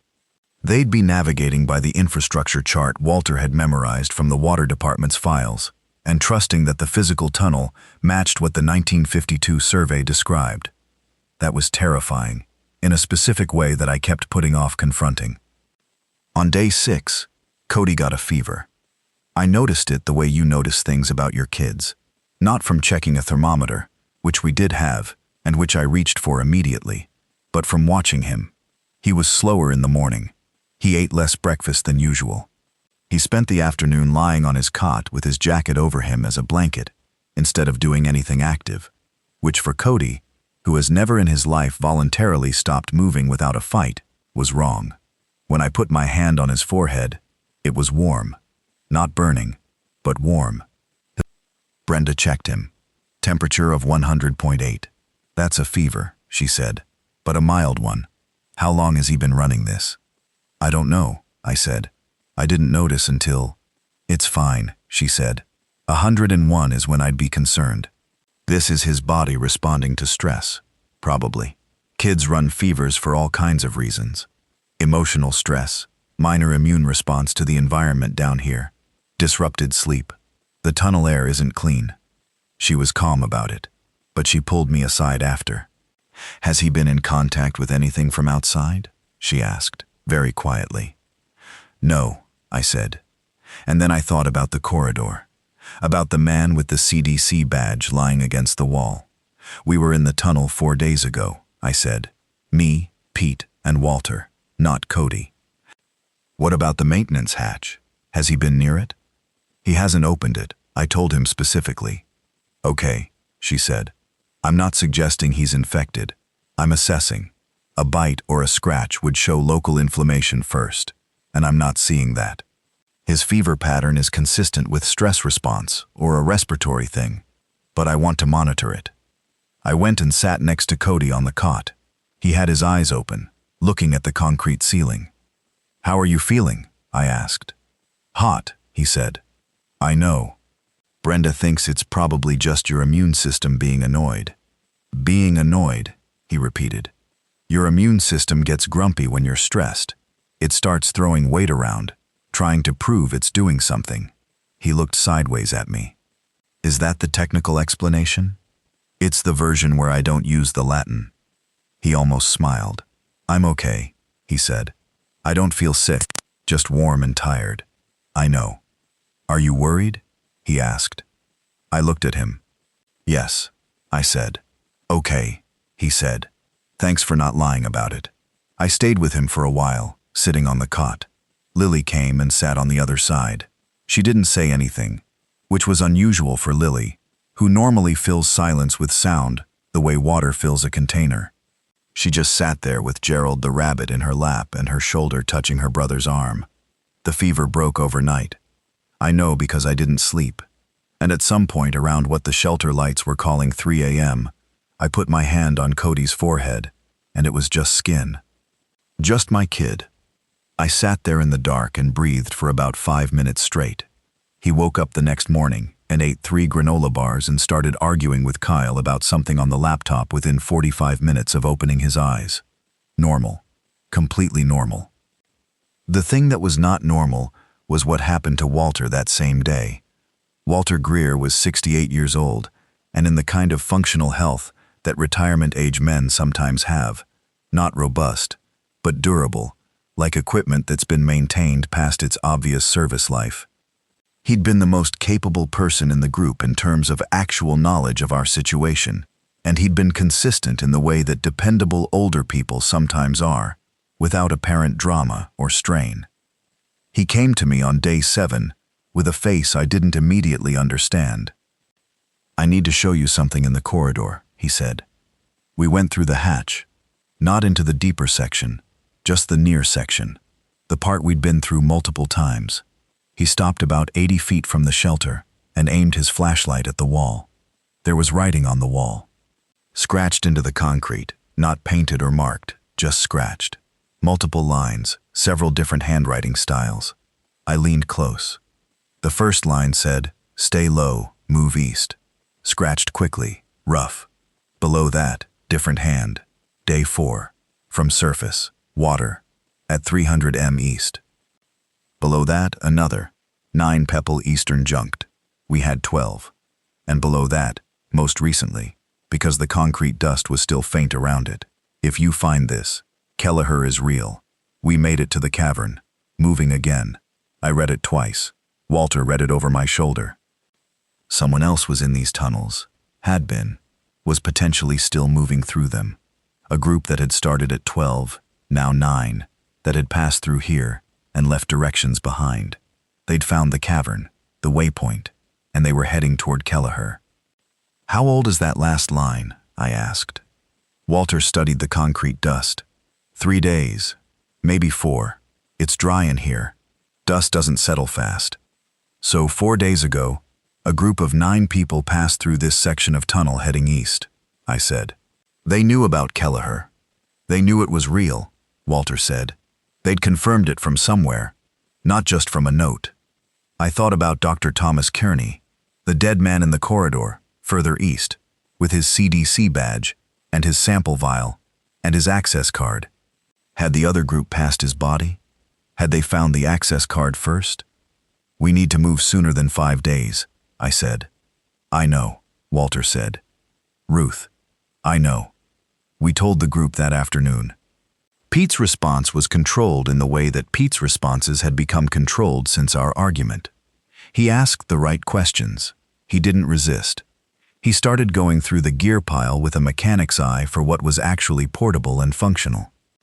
We set departure for the following morning. That night, Ruth's temperature hit 101.4. Brenda changed her wound dressing by flashlight and came back to me with an expression I recognized by now. We move tomorrow no matter what, she said. No discussion. No discussion, I said. I want to tell you about the night before we left the shelter, because it was, in certain ways, the last genuinely calm night we had for a long time. Donna Rafferty organized it. She gathered everyone, all 9 of us, 2 kids, 1 retired city worker, 1 mechanic, 1 nurse, 1 college student, 1 retired social studies teacher, 1 woman with a shoulder infection, and me. And she said, without preamble or ceremony, we should talk about what we're going to when we get to Kelleher. Nobody had really done that. We'd talked about the route, the supplies, the practical execution. We hadn't talked about what we were hoping for on the other end. Pete said he was hoping for shelter, food, and information about what was happening. Brenda said she was hoping for medical facilities. Kyle said he was hoping for communications, internet, satellite, something that would tell them what the wider situation was, whether there was a coordinated response anywhere. Donna said she was hoping for other people, specifically enough people to constitute something like a community that could function. Ruth said, from her cot, that she was hoping for antibiotics and a real bed, and she was willing to walk 22 miles for both. The kids. Lily said she was hoping that when they got there, someone would know where Mom was. Cody said nothing for a long moment, and then said, I want to know if this is going to end. I said I wanted to know if Natalie was okay. Not if Natalie is still alive. I noticed I didn't say it that way. Just if she was okay. We were quiet for a while after that. Someone had found a candle in the supply rack, and Donna had lit it. And we were sitting in the warm-edged light of it. And the shelter around us smelled like people and concrete, and old food, and the specific dry wool smell of the emergency blankets. And above us, the city was doing whatever the city was doing now, and we were going to walk away from this room tomorrow, into the dark, and the damp, and the unknown depth of whatever was in those tunnels between here and Route 9. I want to say something, I said, and I know it's going to sound like a speech, and I'm sorry for that, because speeches are annoying, and I'm not good at them anyway. Walter made a sound that might have been a laugh. I'm a science teacher. My instinct when things are uncertain is to break them into hypotheses and test them systematically. But everything I've learned in the last week in this room has come from people. From Walter knowing the tunnels. From Pete keeping us safe. From Brenda keeping us healthy. From Donna and Ruth keeping the kids' heads above water in ways I wasn't able to do by myself. I looked at Kyle. From a kid with an offline Wikipedia who asked the right questions at the right time. I looked at my kids. And from these 2, who have been braver than I have in every measurable way. Lily said, Gerald's brave too. Gerald's very brave, I said. Cody looked at the floor, and I think he might have had something happen near his eyes that he preferred not to acknowledge. Okay, Pete said. Beds. We're moving at first light. The tunnel in the first hour was what I knew. The maintenance hatch, the near section of corridor, the familiar smell and sound of it, the echo of our footsteps mixing in a way that made it sound like more of us than 9. We passed the cavern door, which we opened again, and transferred its supplies to our packs. We passed the place where Walter's flashlight had illuminated the writing on the wall. We moved east. In the second hour, the familiar dropped away. The tunnel here was older, and the evidence of it was everywhere. The concrete gave way to an older poured material that had cracked and been patched, and cracked again. And in the patches, you could see the brick of the original pre-20th century sewer infrastructure that the later tunnels had been built into. The ceiling was higher in some sections, and very low in others. And in one place, we had to go single file crouched at maybe 4.5 feet. Lily was fine. Cody was fine. Ruth managed. Walter had apparently prepared for this specific section because he'd fashioned a kind of knee pad from a folded emergency blanket. I would not have thought of that. He had. At about the 2-mile mark, we found the second set of wall markings. Same handwriting as before, scratched into the concrete.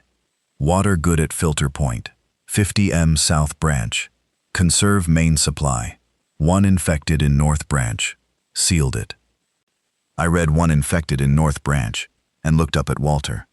He pointed at a branch junction ahead of us, a Y-split in the tunnel, and at the left branch, which had been blocked by what appeared to be a large section of concrete pipe section, roughly 24 inches in diameter, wedged horizontally across the opening. Heavy.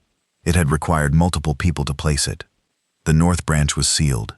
Something was in there. I could hear it. That's the thing about confined underground spaces and the acoustics of concrete. Sound travels in ways that aren't intuitive. What I heard from the sealed North Branch was not the sounds I'd come to associate with the infected above us. This was slower, more exploratory. A steady sound of movement that wasn't really going anywhere, like water filling a vessel, not finding an outlet, just filling. We moved past the junction. Nobody spoke.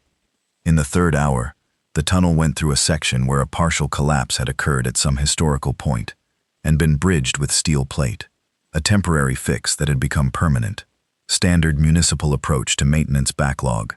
The plate was solid enough, but it flexed underfoot and produced a sound with every step that I was profoundly unhappy with.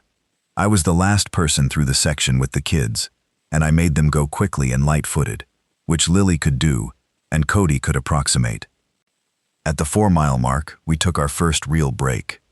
The break happened in a widened section that Walter identified as an old pump station, a room about 20 feet square that had once housed water pressure equipment, now stripped out and left empty. It was one of the cleanest sections we'd passed through. Higher ceiling, better ventilation from a secondary intake somewhere above that was pulling fresh air from the surface. The floor was dry. Ruth sat down without being asked. Brenda was next to her before she'd fully landed. I distributed water and protein bars and sat on the floor with my back against the wall. Around me, I could see the flashlight-lit faces of the group, and I could see what 8 days underground had done to all of them. Not dramatic, just quiet and specific.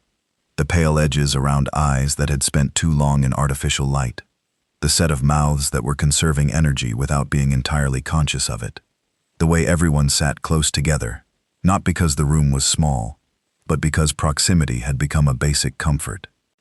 Pete came and sat next to me. "How's Cody's temperature?" he asked. "Normal.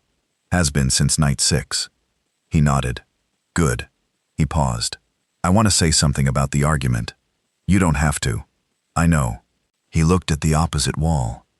"I get protective in situations like this. I don't always think about whether what I'm protecting is actually what needs protecting." "You kept everyone safe," I said. "That's what needed doing." "You kept everyone moving," he said. "That's also what needed doing."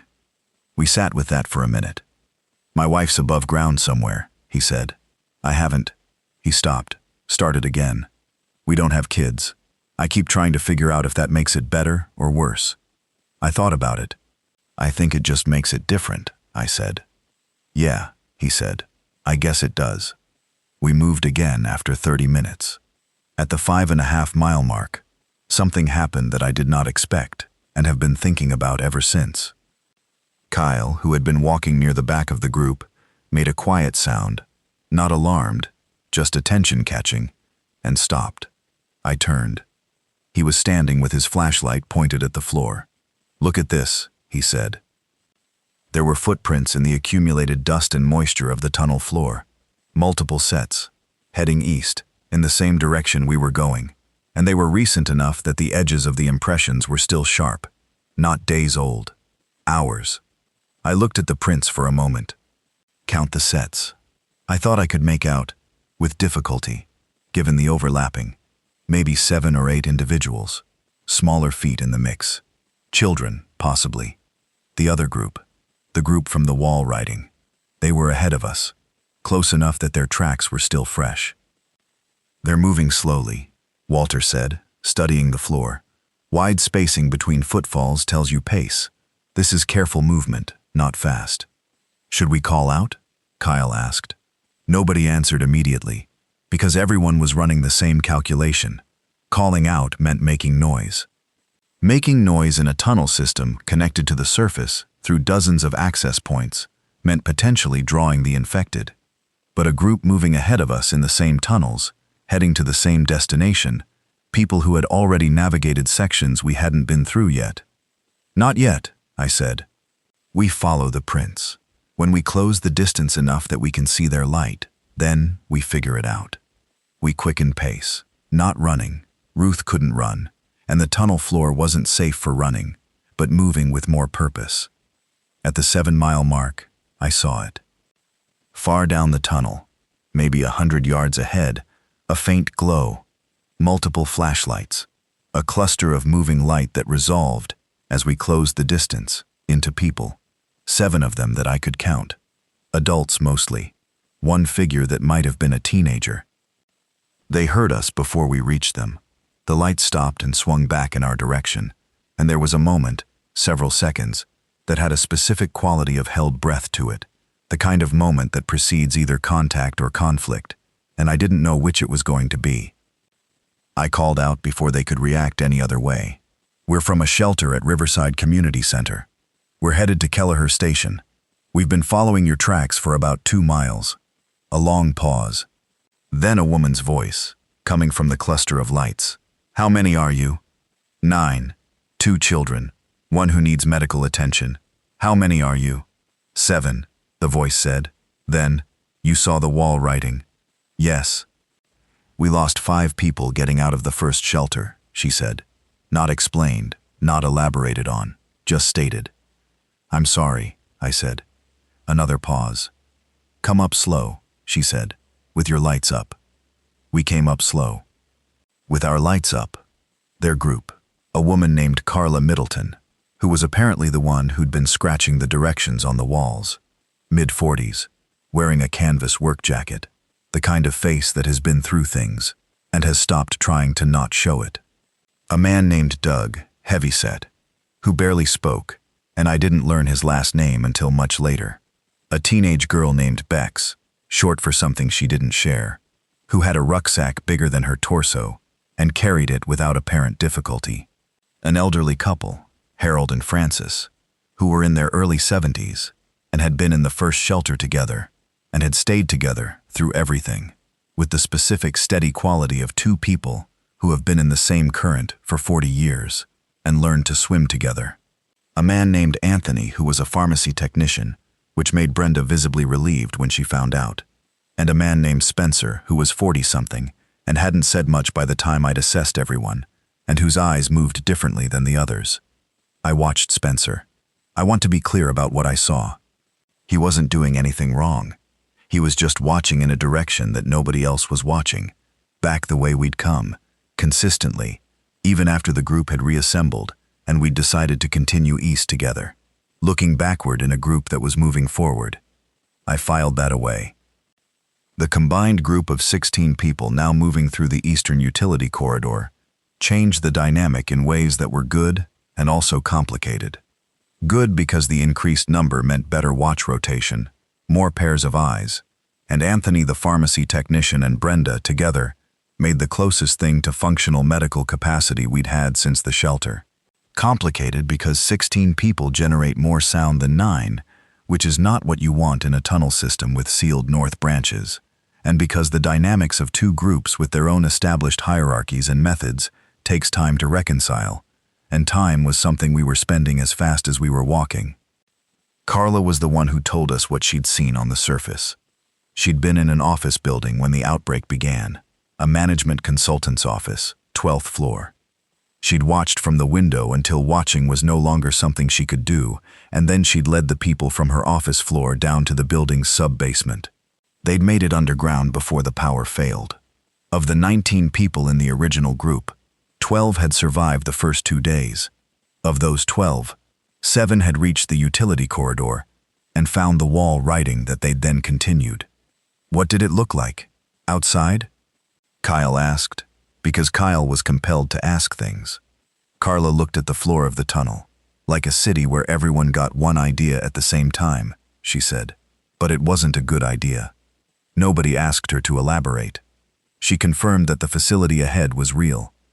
2 days before the outbreak, her firm had been engaged by a client, she wouldn't name the client, to do a logistics assessment for a facility in the northeast quadrant of the county. She'd been given a location briefing that mentioned Kelleher as a reference point for the emergency infrastructure in the area. She hadn't thought much about it. Then the outbreak hit, and she started thinking about everything. "Do you know what Kelleher is?" I asked. "What I know," she said carefully, "is that my client was involved in emergency preparedness contracting, and that the reason they'd engaged us was to assess how quickly they could move certain categories of equipment and personnel to underground facilities in the event of a surface-level emergency." "What kind of equipment?"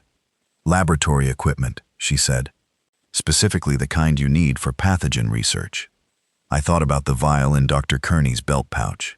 Sample 7. "They were planning to move a lab underground," I said. "I think they may have already done it," she said. "I think Kelleher may be where the lab went." I thought about the bulk antiviral shipments going to storage facilities rather than hospitals, about Natalie's supply chain data, and what you'd see if you were watching the pharmaceutical logistics of a major disease response being pre-positioned for something that wasn't public yet, about the federal clearance she'd gotten, about the 4 months of preparation. Someone at Kelleher had known, for a long time before the rest of the world knew, and Natalie had figured out what they knew by watching what they ordered and where it went. Spencer was still looking backward. Around the 10-mile mark, the tunnel opened into something I wasn't prepared for. It was an underground junction, a large cylindrical space, maybe 30 feet in diameter, where multiple tunnel branches met at a central hub. The ceiling was domed, and at its highest point was maybe 20 feet up. The walls showed multiple layers of construction and modification. The original brick at the deepest level, then concrete, then newer concrete, then steel reinforcement, like an archaeological cross-section of the city's underground history from the 1880s to the present. There were 6 tunnel openings around the circumference. One of them, the one we'd come from, heading west, had a painted blue line along the floor. One heading northeast had a painted green line. 2 were unlabeled and dark. One headed south and had what appeared to be a gate, a heavy grate, padlocked. And one, heading east-northeast, had a faint light coming from it. Not flashlight light, more like emergency lighting, like something powered was still active in that direction.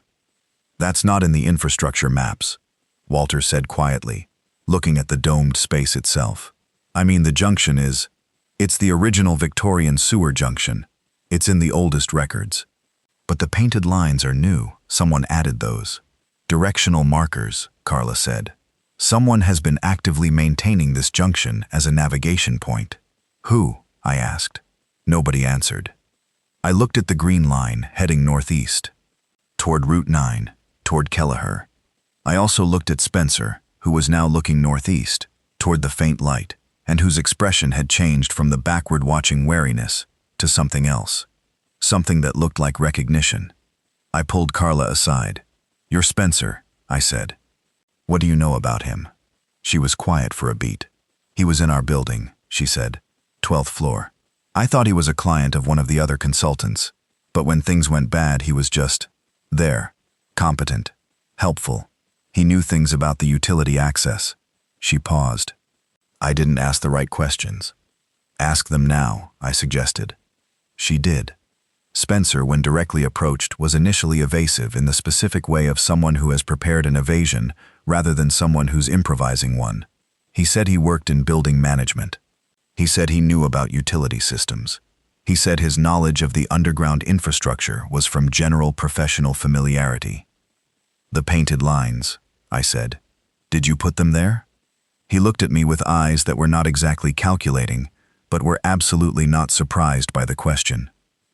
No, he said, but I know who did. Silence in the dome junction. The faint light from the east-northeast tunnel continued its faint, patient glow. There's a team from Kelleher that pre-staged this junction as a waypoint network, Spencer said. 6 months ago. I'm not on that team, but I know about it. How? Carla asked. He looked at her, then at me, then at the kids, specifically, for a moment, and his expression did something complicated. Because I was a contractor for the facility, he said. Facility security assessment. I know the layout. I know the access protocols. He reached into his jacket and pulled out a laminated card that was, structurally, identical to the one I'd taken from Dr. Kearney's belt pouch. Kelleher Research Station. Different photo, different name. Spencer Vale, Security Systems Assessment. You've been heading there the whole time, I said. Yes. Were you going to tell us?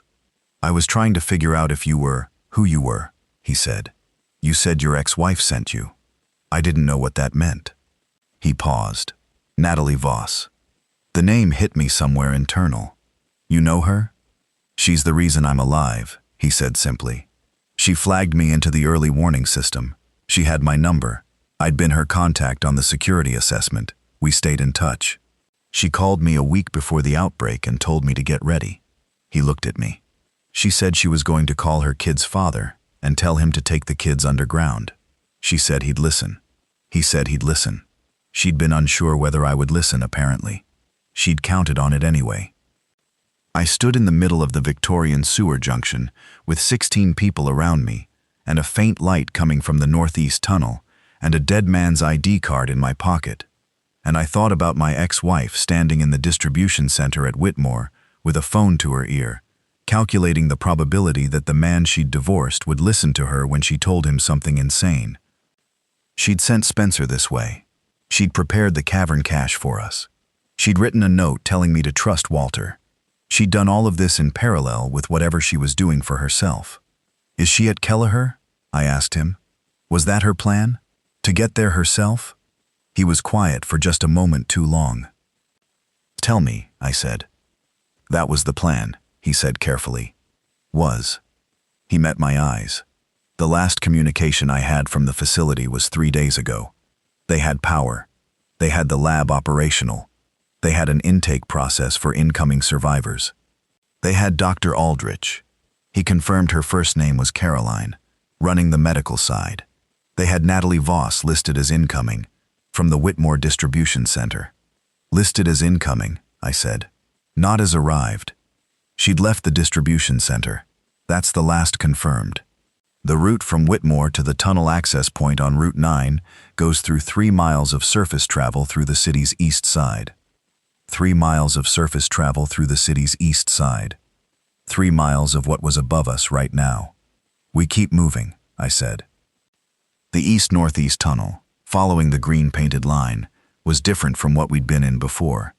It was newer in places, sections that had clearly been improved and reinforced recently, with freshly installed cable runs along the ceiling carrying power and, I noticed, what appeared to be fiber optic cable. Someone had very recently wired this tunnel. The light came from LED strip lighting at floor level, not bright, but consistent, providing a faint continuous glow that meant we could walk without flashlights in the illuminated sections. The group moved in 2 loose clusters now, the original 9 from the shelter, and Carla's 7, with Spencer walking somewhere between them, which was where he'd placed himself, and which I noted but didn't argue with. Brenda and Anthony had fallen into professional conversation that was covering, among other things, Ruth's shoulder, and I could hear them speaking in the careful language of medical personnel who are trying not to alarm a patient while being honest with each other. Ruth heard them anyway, because Ruth always heard everything. "How bad is it?" she called. Brenda looked at her. "Manageable," she said. "If we get there in the next 12 hours. Then let's walk faster," Ruth said. Donna walked with her left hand touching the wall for guidance, steady and unhurried. Harold and Francis were in the middle, holding hands, which I found oddly steadying to watch. The kids were with me, Lily's hand in mine, Cody at my left shoulder where he'd positioned himself without being asked. At mile 14, a second group of wall markings. These in a different style than Carla's. Cleaner, printed letters rather than scratched script. Facilities operational. Intake active. Follow green.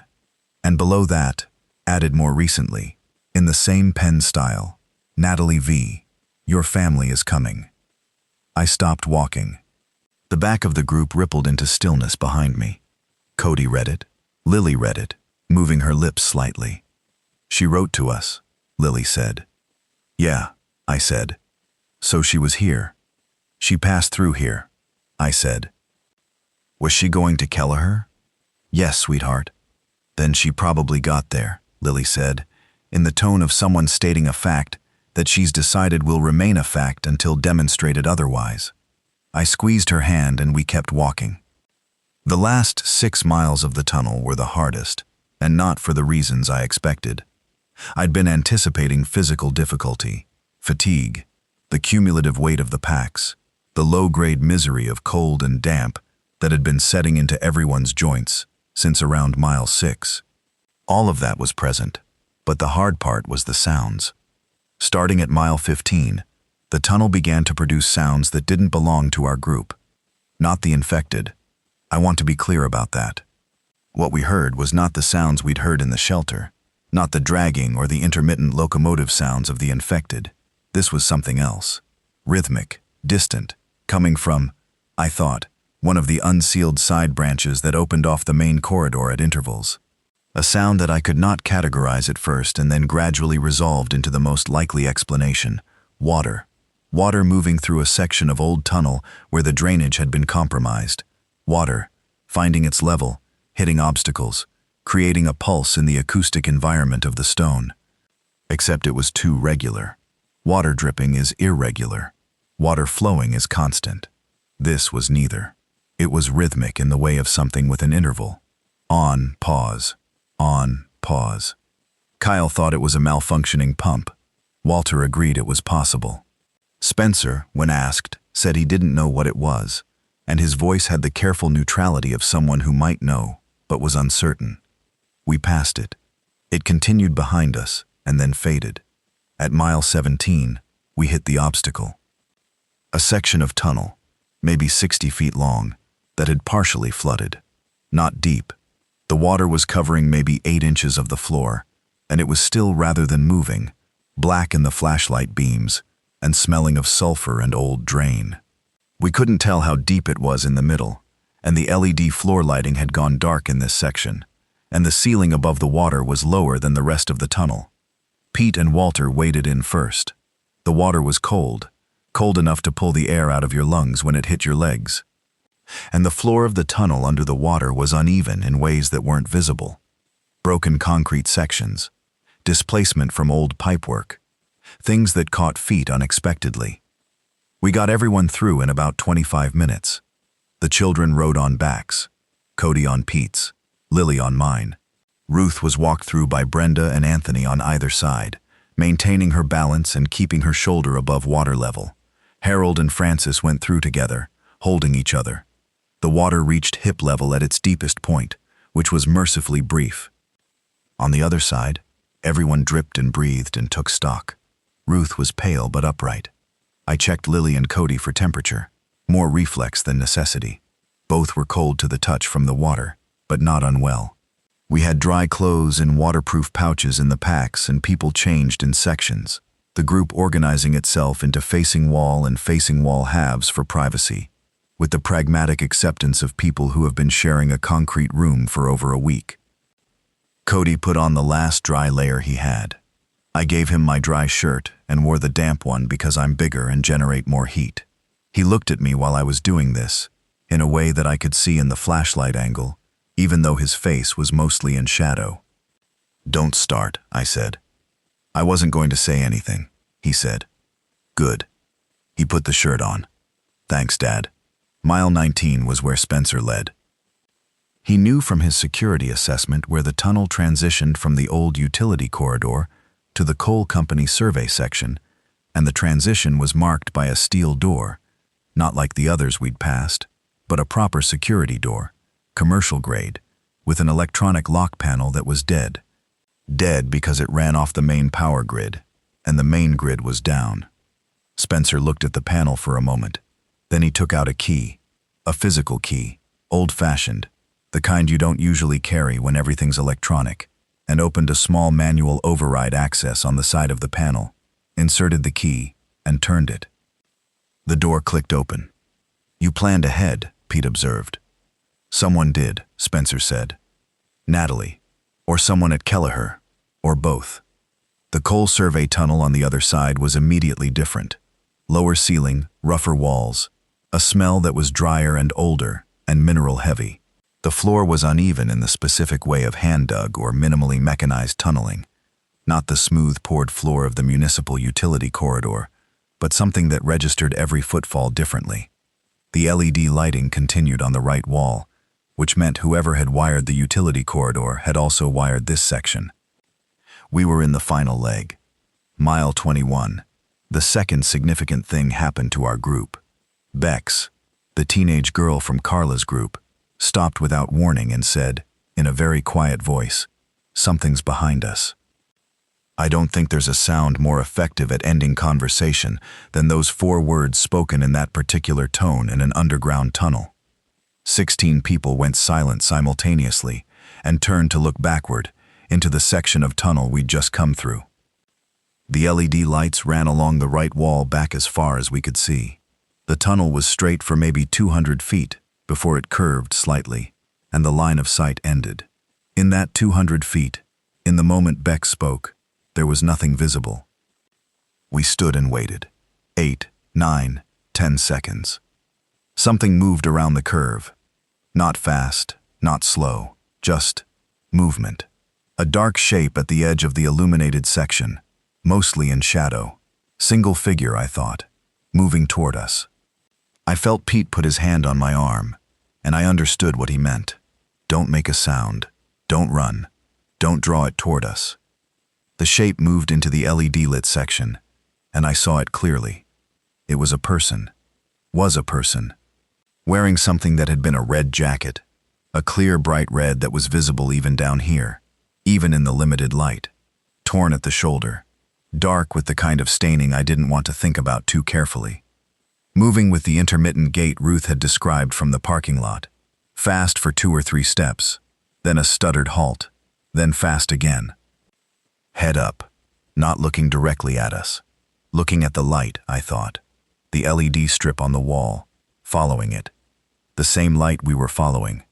Spencer was already moving, not toward it, laterally. He was opening something on the wall of the tunnel I hadn't registered before.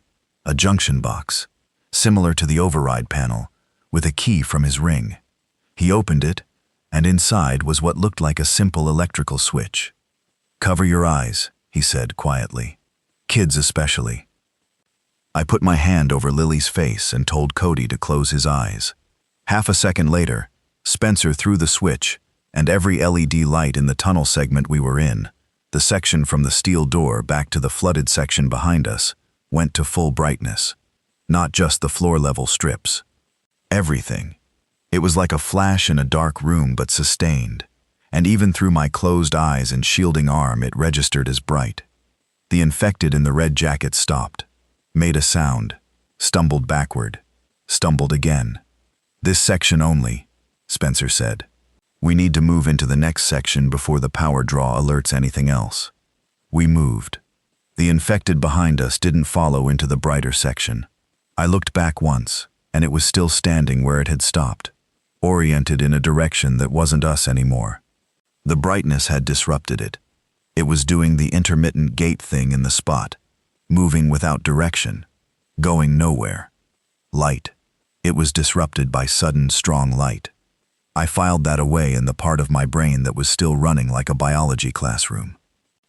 Mile 22. The tunnel ended at a concrete wall.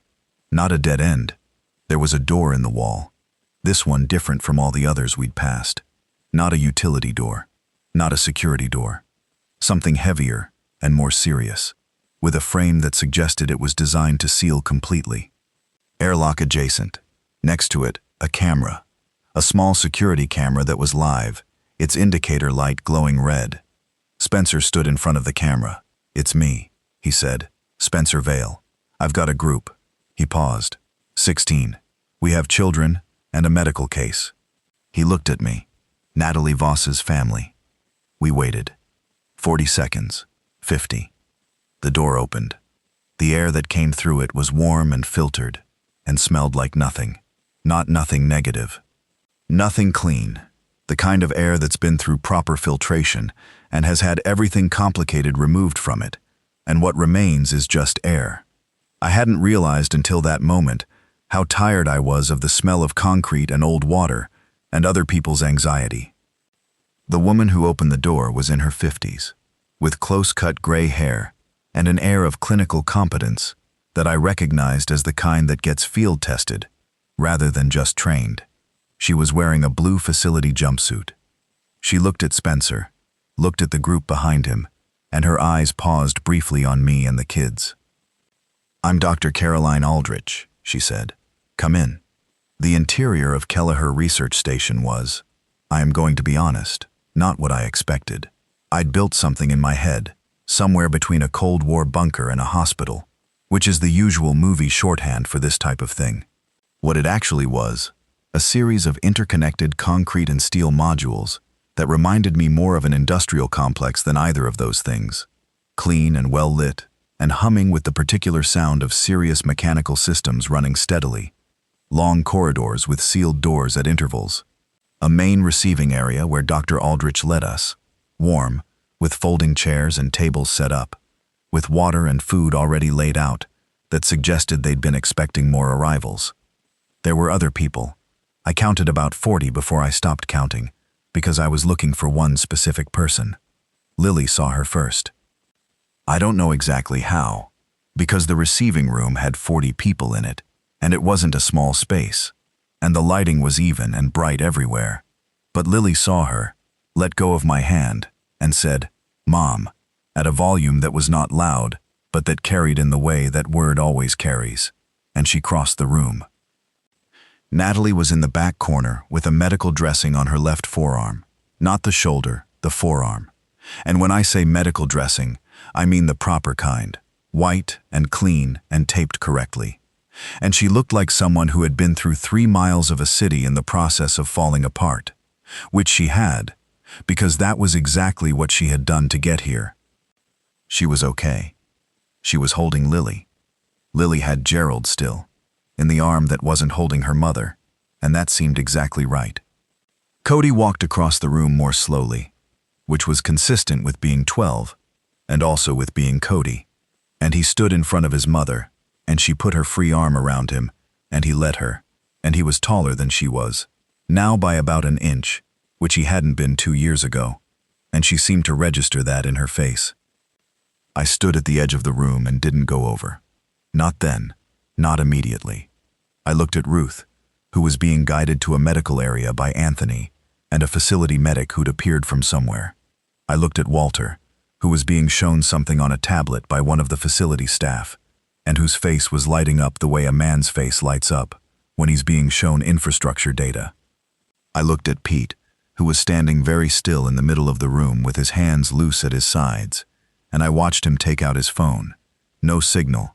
Hadn't had signal in days, and look at it the way people look at objects that used to be gateways to things they cared about. I went and stood next to him. "They'll have communication capability," I said. "She'll know you're here." He looked at me. "You don't know that." "No," I said, but it's something to ask about first thing." He nodded, put the phone back. Dr. Aldrich appeared at my elbow. "Mr. Hartley," she said. "Joel," I said. "Joel, I know you have a lot of questions. I'd like to start answering them. But first, your daughter's rabbit needs a wash, and I have someone here who is absolutely going to be the right person to handle that, if she'd agree to give him up for 20 minutes. I looked across the room at Lily, who was still attached to her mother and also still attached to Gerald. "Good luck with that," I said. Dr. Aldrich almost smiled. What she told me over the next 4 hours, in a combination of formal briefing and corridor conversation, and one genuinely bizarre 20 minutes over what the facility called coffee, but which was something assembled from components, rather than grown or roasted, was the following. Kelleher Research Station had been in continuous operation for 11 years. It had been established as a joint federal-private facility for emergency pathogen research, not classified, technically, but not publicly announced either, in the category of things that exist on government records that most people don't know to look for. Its primary mandate for the first 9 years was theoretical, studying the mechanisms by which pathogens could potentially produce behavioral changes in higher mammals, specifically in the context of preparedness planning for novel outbreaks. "That sounds like it describes what's happening above us," I said. "Yes," she said, "because we studied the mechanism. We did not create the pathogen." I let that sit for a moment. "But you knew it was possible." "We knew it was theoretically possible. We built models. We assessed the conditions under which a naturally occurring pathogen could evolve or be engineered to produce this type of behavioral modification." She paused. "About 14 months ago, we began receiving data that suggested it wasn't theoretical anymore." "What data?" "Epidemiological anomalies. Isolated incidents in 3 separate countries over a 6-month period. Unusual neurological presentations following respiratory infection, with a subset of those cases showing behavioral changes before recovery or death. Nothing that looked like outbreak-level contagion yet. But the signature was consistent with our theoretical models." She put down her coffee-adjacent substance. "We began emergency preparation at that point, expanding the facility, updating our protocols, preparing for the possibility of activation, and the pharmaceutical orders," I said. "The antiviral stockpiles." She looked at me. "Your ex-wife. She tracked the supply chain. She saw the bulk orders." "She did," Dr. Aldrich said. "She contacted us through official channels about 14 months ago. Not as a whistleblower. She thought there might be a discrepancy error in the distribution network, which is what it looked like on the surface. When we confirmed her contact was legitimate and her security profile was clean, we brought her into the preparedness network." "You recruited her," I said. "She was already halfway there," Dr. Aldrich said. "She had the data. She had the analytical ability to see what it meant. All we did was confirm her hypothesis and give her the formal framework. And the federal clearance to access infrastructure maps. Yes. She built the supply cache in the cavern. She planned the route. With input from our team," Dr. Aldrich said. "But the specific decisions, where to put the shelter, who to route her family to, the note she wrote, those were hers." I thought about the last line of the note. "I'm sorry about how things went. I should have handled it differently. I hope you get the kids to Kelleher." She'd hoped. She hadn't been certain. She'd put together the best plan she could construct with the information she had, and then she'd made the call, and she'd had to hope that I would listen. I had listened. We were here. "What happened to her arm?" I asked. A brief pause. "She encountered 2 infected individuals during the surface section between Whitmore and the Route 9 access point," Dr. Aldrich said. "She wasn't bitten, but there was physical contact during a fall, and her forearm was cut against a broken surface. The wound was treated immediately, and she's been monitored. She's clear of infection." "You're sure?" "We have a reliable rapid test here," Dr. Aldrich said. "She's tested 3 times. She's clear." I breathed. "The pathogen," I said. "What is it? Can you treat it? Is there a—" "Those are the right questions, and they have complicated answers," she said. Let me give you the short version. The pathogen is a modified RNA virus with a secondary fungal co-infection vector. The behavioral modification comes from the fungal component, not the viral one. The viral component is responsible for replication rate and transmission efficiency. The fungal component is what crosses the blood-brain barrier and produces the behavioral changes. This is actually, from a treatment standpoint, both bad and possibly good news. How? Bad. The dual-component nature means conventional antiviral treatment addresses only half the mechanism. A simple antiviral won't reverse behavioral modification once the fungal component has established. Good. Fungal infections can be treated with antifungals if you catch them early enough.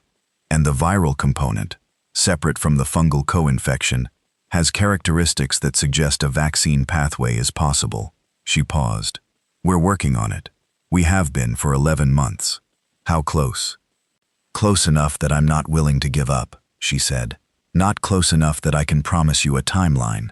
16 months ago, nobody had ever seen this pathogen. 11 months ago, a team of researchers at Kelleher Research Station had started working on a treatment and vaccine. 4 months ago, Natalie Voss had built an underground supply route from the city's shelter infrastructure to this facility, because someone here had told her what was probably coming, and she had decided that her family needed a way to get here if it did. 3 weeks ago, the outbreak hit. And here we were. Here is what the facility looked like from the inside. Once I'd slept for 8 hours in an actual bunk bed, with an actual pillow, and eaten an actual hot meal, assembled from stored components that tasted like real food, in a way that made several people cry a little. Kelleher Station was built into a limestone formation about 200 feet below the surface, the same karst geology that had produced the cavern we'd found in the utility corridor, but much larger and significantly engineered. It was not a natural cave with modifications. It was a purpose-built, reinforced structure that used the surrounding limestone as insulation and structural support. The footprint was roughly the size of a medium hospital floor, maybe 30,000 square feet in total, across 3 connected levels. Level 1 was the research side: labs, clean rooms, equipment storage. This was where the pathogen work happened. Dr. Aldrich and her team of 7 researchers operated here, plus support staff. It was the reason the facility existed, and it hummed with the controlled energy of people working urgently on something that had a genuine time horizon attached to it. Level 2 was the operational side: communications, mechanical systems, the power generation unit that ran the whole facility from a combination of stored fuel and a geothermal tie-in that the facility's original builders had developed with considerable foresight. The comms room had satellite uplink capability that was intermittent but present. The antennas were surface-mounted in what looked from satellite imagery like an agricultural outbuilding on a Route 9 property, and they'd been maintained through the outbreak's early days before the team had gone fully underground. Level 3 was the living side: bunks, kitchen, medical, common spaces.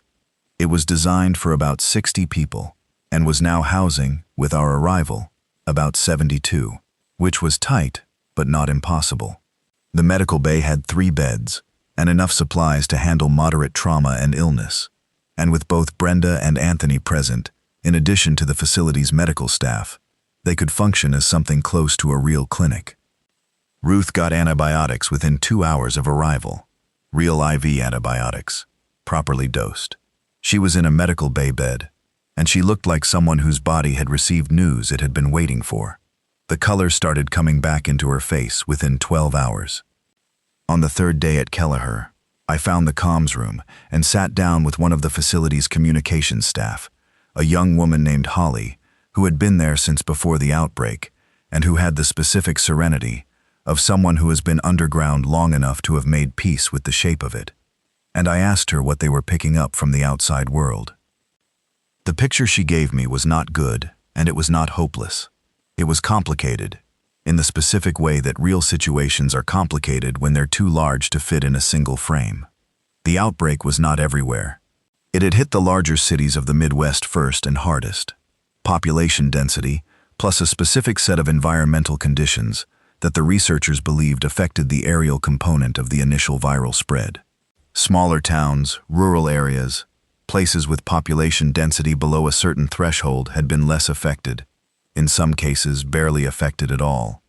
There were functional government structures in multiple states that were in emergency continuity mode. The military had established quarantine perimeters around the worst affected cities. There were survivor communities operating in dozens of locations, some large enough to constitute something approaching organized settlements. The outbreak was, in other words, survivable at the species level. What it was not was quick or clean, or something that would resolve in weeks. "How long?" I asked Holly. She thought about it. "The researchers think we're looking at 18 months to 3 years before surface conditions allow for sustainable large group movement. The infected, the pathogen has a mortality rate in its hosts. They're not sustainable long term. The fungal component is parasitic, and like most parasites that push the host too hard, it will eventually consume what it's using. The behavioral modification leads to patterns that are metabolically exhausting." She paused. "They're going to die. The already affected, on a timeline. 18 months to 3 years, I said. At minimum, the issue isn't the timeline, it's the conditions during that timeline. The collapse of supply chains, medical infrastructure, food production systems. The primary threat to uninfected humans in the medium term isn't the infected. It's everything that breaks down when the systems that support a complex civilization stop working." She looked at me with the calm of someone who has had a long time to process this. "That's the real problem. That's what we're working toward solutions for." That evening, I went and found Natalie. She was in the level 3 common room, which was not really a common room in the regular sense, just a widened corridor section with some tables and chairs and a wall-mounted screen that currently showed a geological readout of the facility's structural monitors. She was sitting with Cody, and they were doing something I couldn't immediately identify. And when I got closer, I saw that they were playing chess, or something like chess. Cody had constructed a chessboard from a piece of graph paper he'd found somewhere, and was making pieces from torn paper, and Natalie was labeling them carefully with the tip of a borrowed pen. Lily was asleep against Natalie's side with Gerald the rabbit, who had been washed and was now somewhat restored to his original color, which turned out to be a lighter gray than his pre-wash appearance had suggested. I sat down across the table from them. Natalie looked at me. Whatever she'd been bracing for, and I could see she'd been bracing for something, she'd apparently been bracing for something worse than what she got, because her shoulders came down slightly when I sat down, without saying anything confrontational. "The bishop goes here," Cody told her, indicating a position on the paper board. "You're not going to make me lose in 3 moves, she said. "I'm absolutely going to make you lose in 3 moves, he said. She looked at me over his head. "He's been like this the whole time?" "More or less," I said. A small silence, not hostile, just present. "I should have told you sooner," she said. "I know that. I had protocol restrictions, initially. And then I was trying to figure out how to..." She paused. "There wasn't a good version of that conversation." "You called when it mattered," I said. "I almost didn't," she said. "I kept thinking you wouldn't believe me. I kept running the probability and getting stuck." "Cody said you'd probably have a plan for yourself," I said. "He said you wouldn't spend 4 months planning everyone else's route and forget your own." She looked at Cody, who was studying the paperboard with great focus and clearly listening to everything. "He's right," she said. "I know. The arm," she said, touching the dressing unconsciously. "It's fine. It looks worse than it is. Aldrich told me." "Ah." A pause. "She's good. She's the reason any of this exists." "I know that too." I looked at the paper chessboard. "Is it going to be weird, being here together?" She thought about that. "Probably," she said. "Yes, some of it will be weird. Yeah. But the kids need both of us." "They do. And you're..." She looked at me in a way that was direct without being unkind. "You got them here. That's..." She stopped, started again. "I thought about you the whole time I was at Whitmore, wondering if you'd gotten the kids out, wondering if the shelter would be accessible. wondering if, she stopped again. You got them here. I had help, I said. A lot of help. Walter? She guessed. Walter, I confirmed. And Brenda, and Pete, and Kyle, and Donna, and Ruth, and Carla's group. And Spencer. Spencer found you? Spencer found us, or we found Spencer. Depends on how you count it. He's a good person, she said. Better at this than he thinks he is. Cody moved a paper piece on the board. Checkmate, he said. Natalie looked at the board, looked at him. That was 4 moves. I said I'd do it in 3, he said. I didn't say I'd do it in exactly 3. She looked at me with an expression that contained several things at once. I understood all of them. Let me tell you what the weeks after our arrival looked like, because I think it matters. Dr. Aldrich organized the facility the way you organize something when you know you're going to be in it for a long time, and you need it to work for real, rather than to just function. Work assignments based on actual skills. Walter went almost immediately into infrastructure management. The man had been managing water systems for 31 years, and Kelleher's systems were not going to outcompete that. Pete took on the mechanical side, working with the facility's existing maintenance team on generator upkeep and the various system failures that tend to accumulate in any large mechanical operation. Brenda and Anthony folded into the medical operation under the facility's doctor. I was assigned to what Dr. Aldrich called the education and documentation team, which was her way of giving me a job that was meaningful, without pretending that high school biology was directly applicable to underground pathogen research. What it actually meant was helping organize the facility's substantial library of research documentation into something that could be accessed and understood by people who weren't researchers, and working with the half-dozen children now at the facility, including mine, to keep their education going in some meaningful form. Which sounds like the consolation prize job, and some days felt like it, and on other days felt like the most important thing I could possibly be doing. I taught a class every morning, not a formal class, a table in the common corridor with whoever wanted to come. I started with biology, because that was the most immediately relevant, and specifically, with the mechanism of the pathogen, because Cody had been right that understanding the mechanism is useful, understanding why the infected behave as they do, understanding the biology, rather than just the fear, made people in the facility calmer. Not calm, but calmer. The kids came first. Then some of the adults started drifting in. Ruth came to every session. Her shoulder was healing. The antibiotics had done what they needed to do, and the infection had retreated, and she was moving better every week. She sat at the table with her reading glasses and a notebook, and wrote things down in the way of someone who has spent her life learning alongside children and finds it natural. "You're good at this," she told me one morning. "I'm a teacher," I said. "I know a lot of teachers," she said. "Not all of them are good at it." I thought about that for a while. I thought about my sophomore biology class and their cell reproduction tests that I'd been grading when Natalie called. Those tests were still on my coffee table at home, probably, under whatever chaos the first night had brought to the house. Those kids were, somewhere, in the city, underground, survived, not survived. All the possible outcomes that I had no data for and couldn't resolve and had to learn to hold without resolution. That's the thing about what happened that I keep coming back to. The world we had was full of people and things and places that I knew, and most of what happened to all of those things exists in a state of unknown to me. I know what I experienced. I know the shelter and the tunnels and the people I was with. I don't know what happened to my students, my neighbors, the people I went to school with, the man I used to see walking his dog on Lakeview Boulevard every morning whose name I never learned. I know that the framework for understanding what happened is being built here, in this facility, by Dr. Aldrich and her team.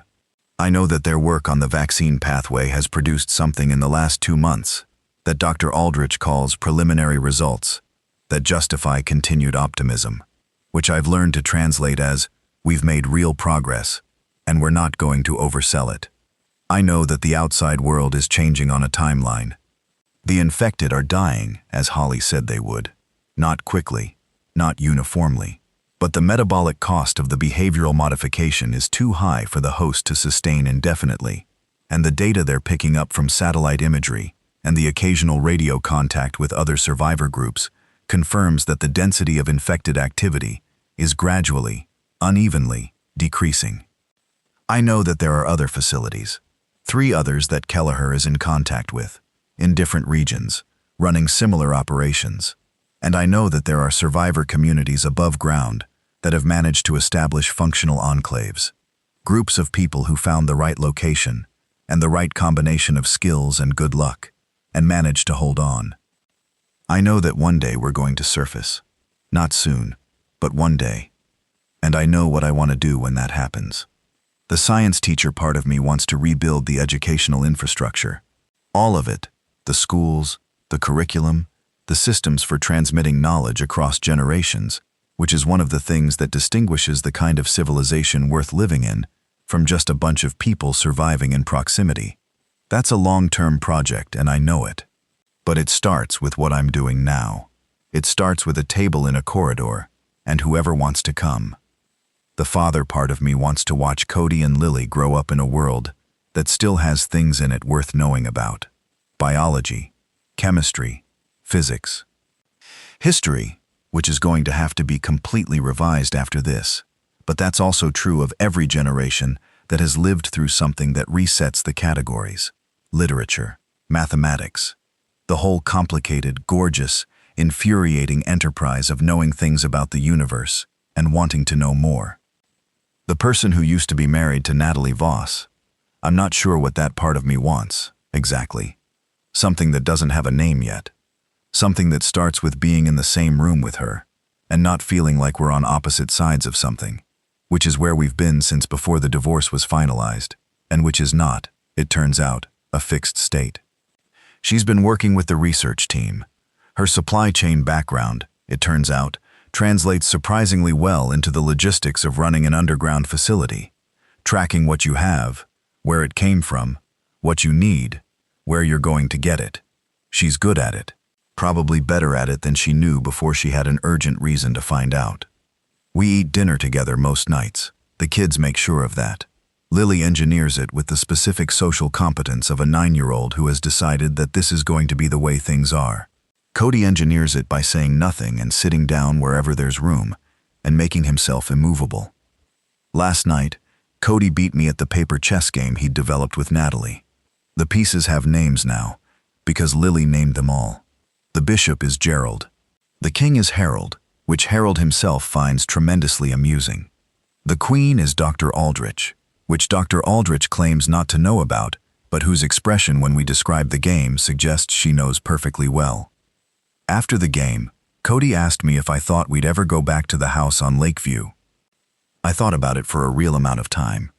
I don't know, I said. Maybe the house specifically, no, but somewhere like it, some version of it, eventually. How long is eventually? I don't know that either. He thought about that in the slow, considering way he has. Okay, he said finally. Is that enough? He looked at me, with his mother's eyes and his own expression, which is something I can't fully describe because it's entirely his own.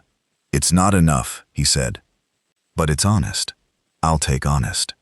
I sat in the common corridor last night for a while after the kids were in their bunks. The facility is never fully quiet.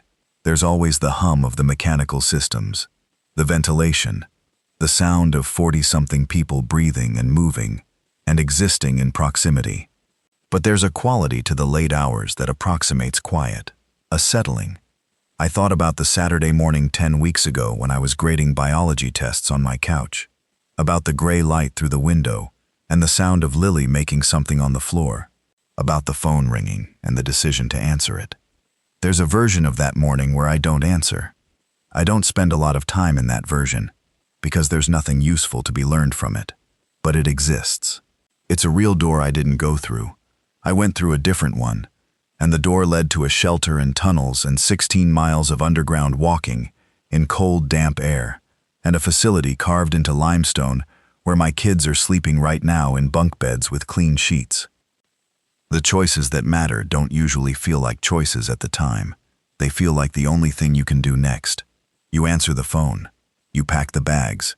You pack peanut butter, because you know Lily's going to be hungry, and peanut butter is caloric, and it keeps.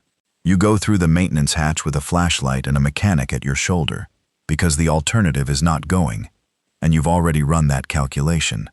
You keep going. I'm going to stop talking now. Not because there isn't more. There's always more. There will be more. We're 40 or 50 years from whatever the end of this actually looks like, and I don't have anywhere near that many words yet. But because Lily is going to wake up in about an hour, and she's going to look for Gerald, and Gerald is going to be on the pillow where she left him. And Cody is going to wake up and ask what's on the teaching table today, and I'm going to say thermodynamics, or chemistry, or the water cycle, or how limestone karst formations are created, which, given where we're living, seems like something worth knowing. And before all of that, the ventilation system is going to cycle through its 5 a.m. check, and the facility lights are going to shift from their dim overnight orange to their daytime white, and somewhere, a few floors above us, the surface of the world is going to get its early morning light, gray or clear or whatever October has left to give. And the city is going to be out there in whatever condition it's in, changing on its timeline, and Dr. Aldrich's team is going to be in the lab running its tests. And somewhere on the boards they keep in the research section, there's a number next to the word efficacy that went up 4 points last Tuesday, and that nobody is calling a breakthrough yet, but that everyone is not yet calling a breakthrough in very specific ways. Natalie asked me this week what I was going to tell my students, when we had students again, when there was a school again, about what happened, what the lesson was. I told her I didn't have it figured out yet. She said that was honest. I told her it was the best I could do. She looked at me across the table in the common corridor, with the facility's operational hum around us, and the geological readout on the wall doing its patient monitoring, and she said, "The best you could do got them here." I didn't say anything back. I just looked at the wall for a minute. Gerald the rabbit was sitting on the edge of the table between us, where Lily had left him, one-eyed and slightly lopsided from decades of being loved, which had given him a permanent leftward lean. He looked like he'd seen things,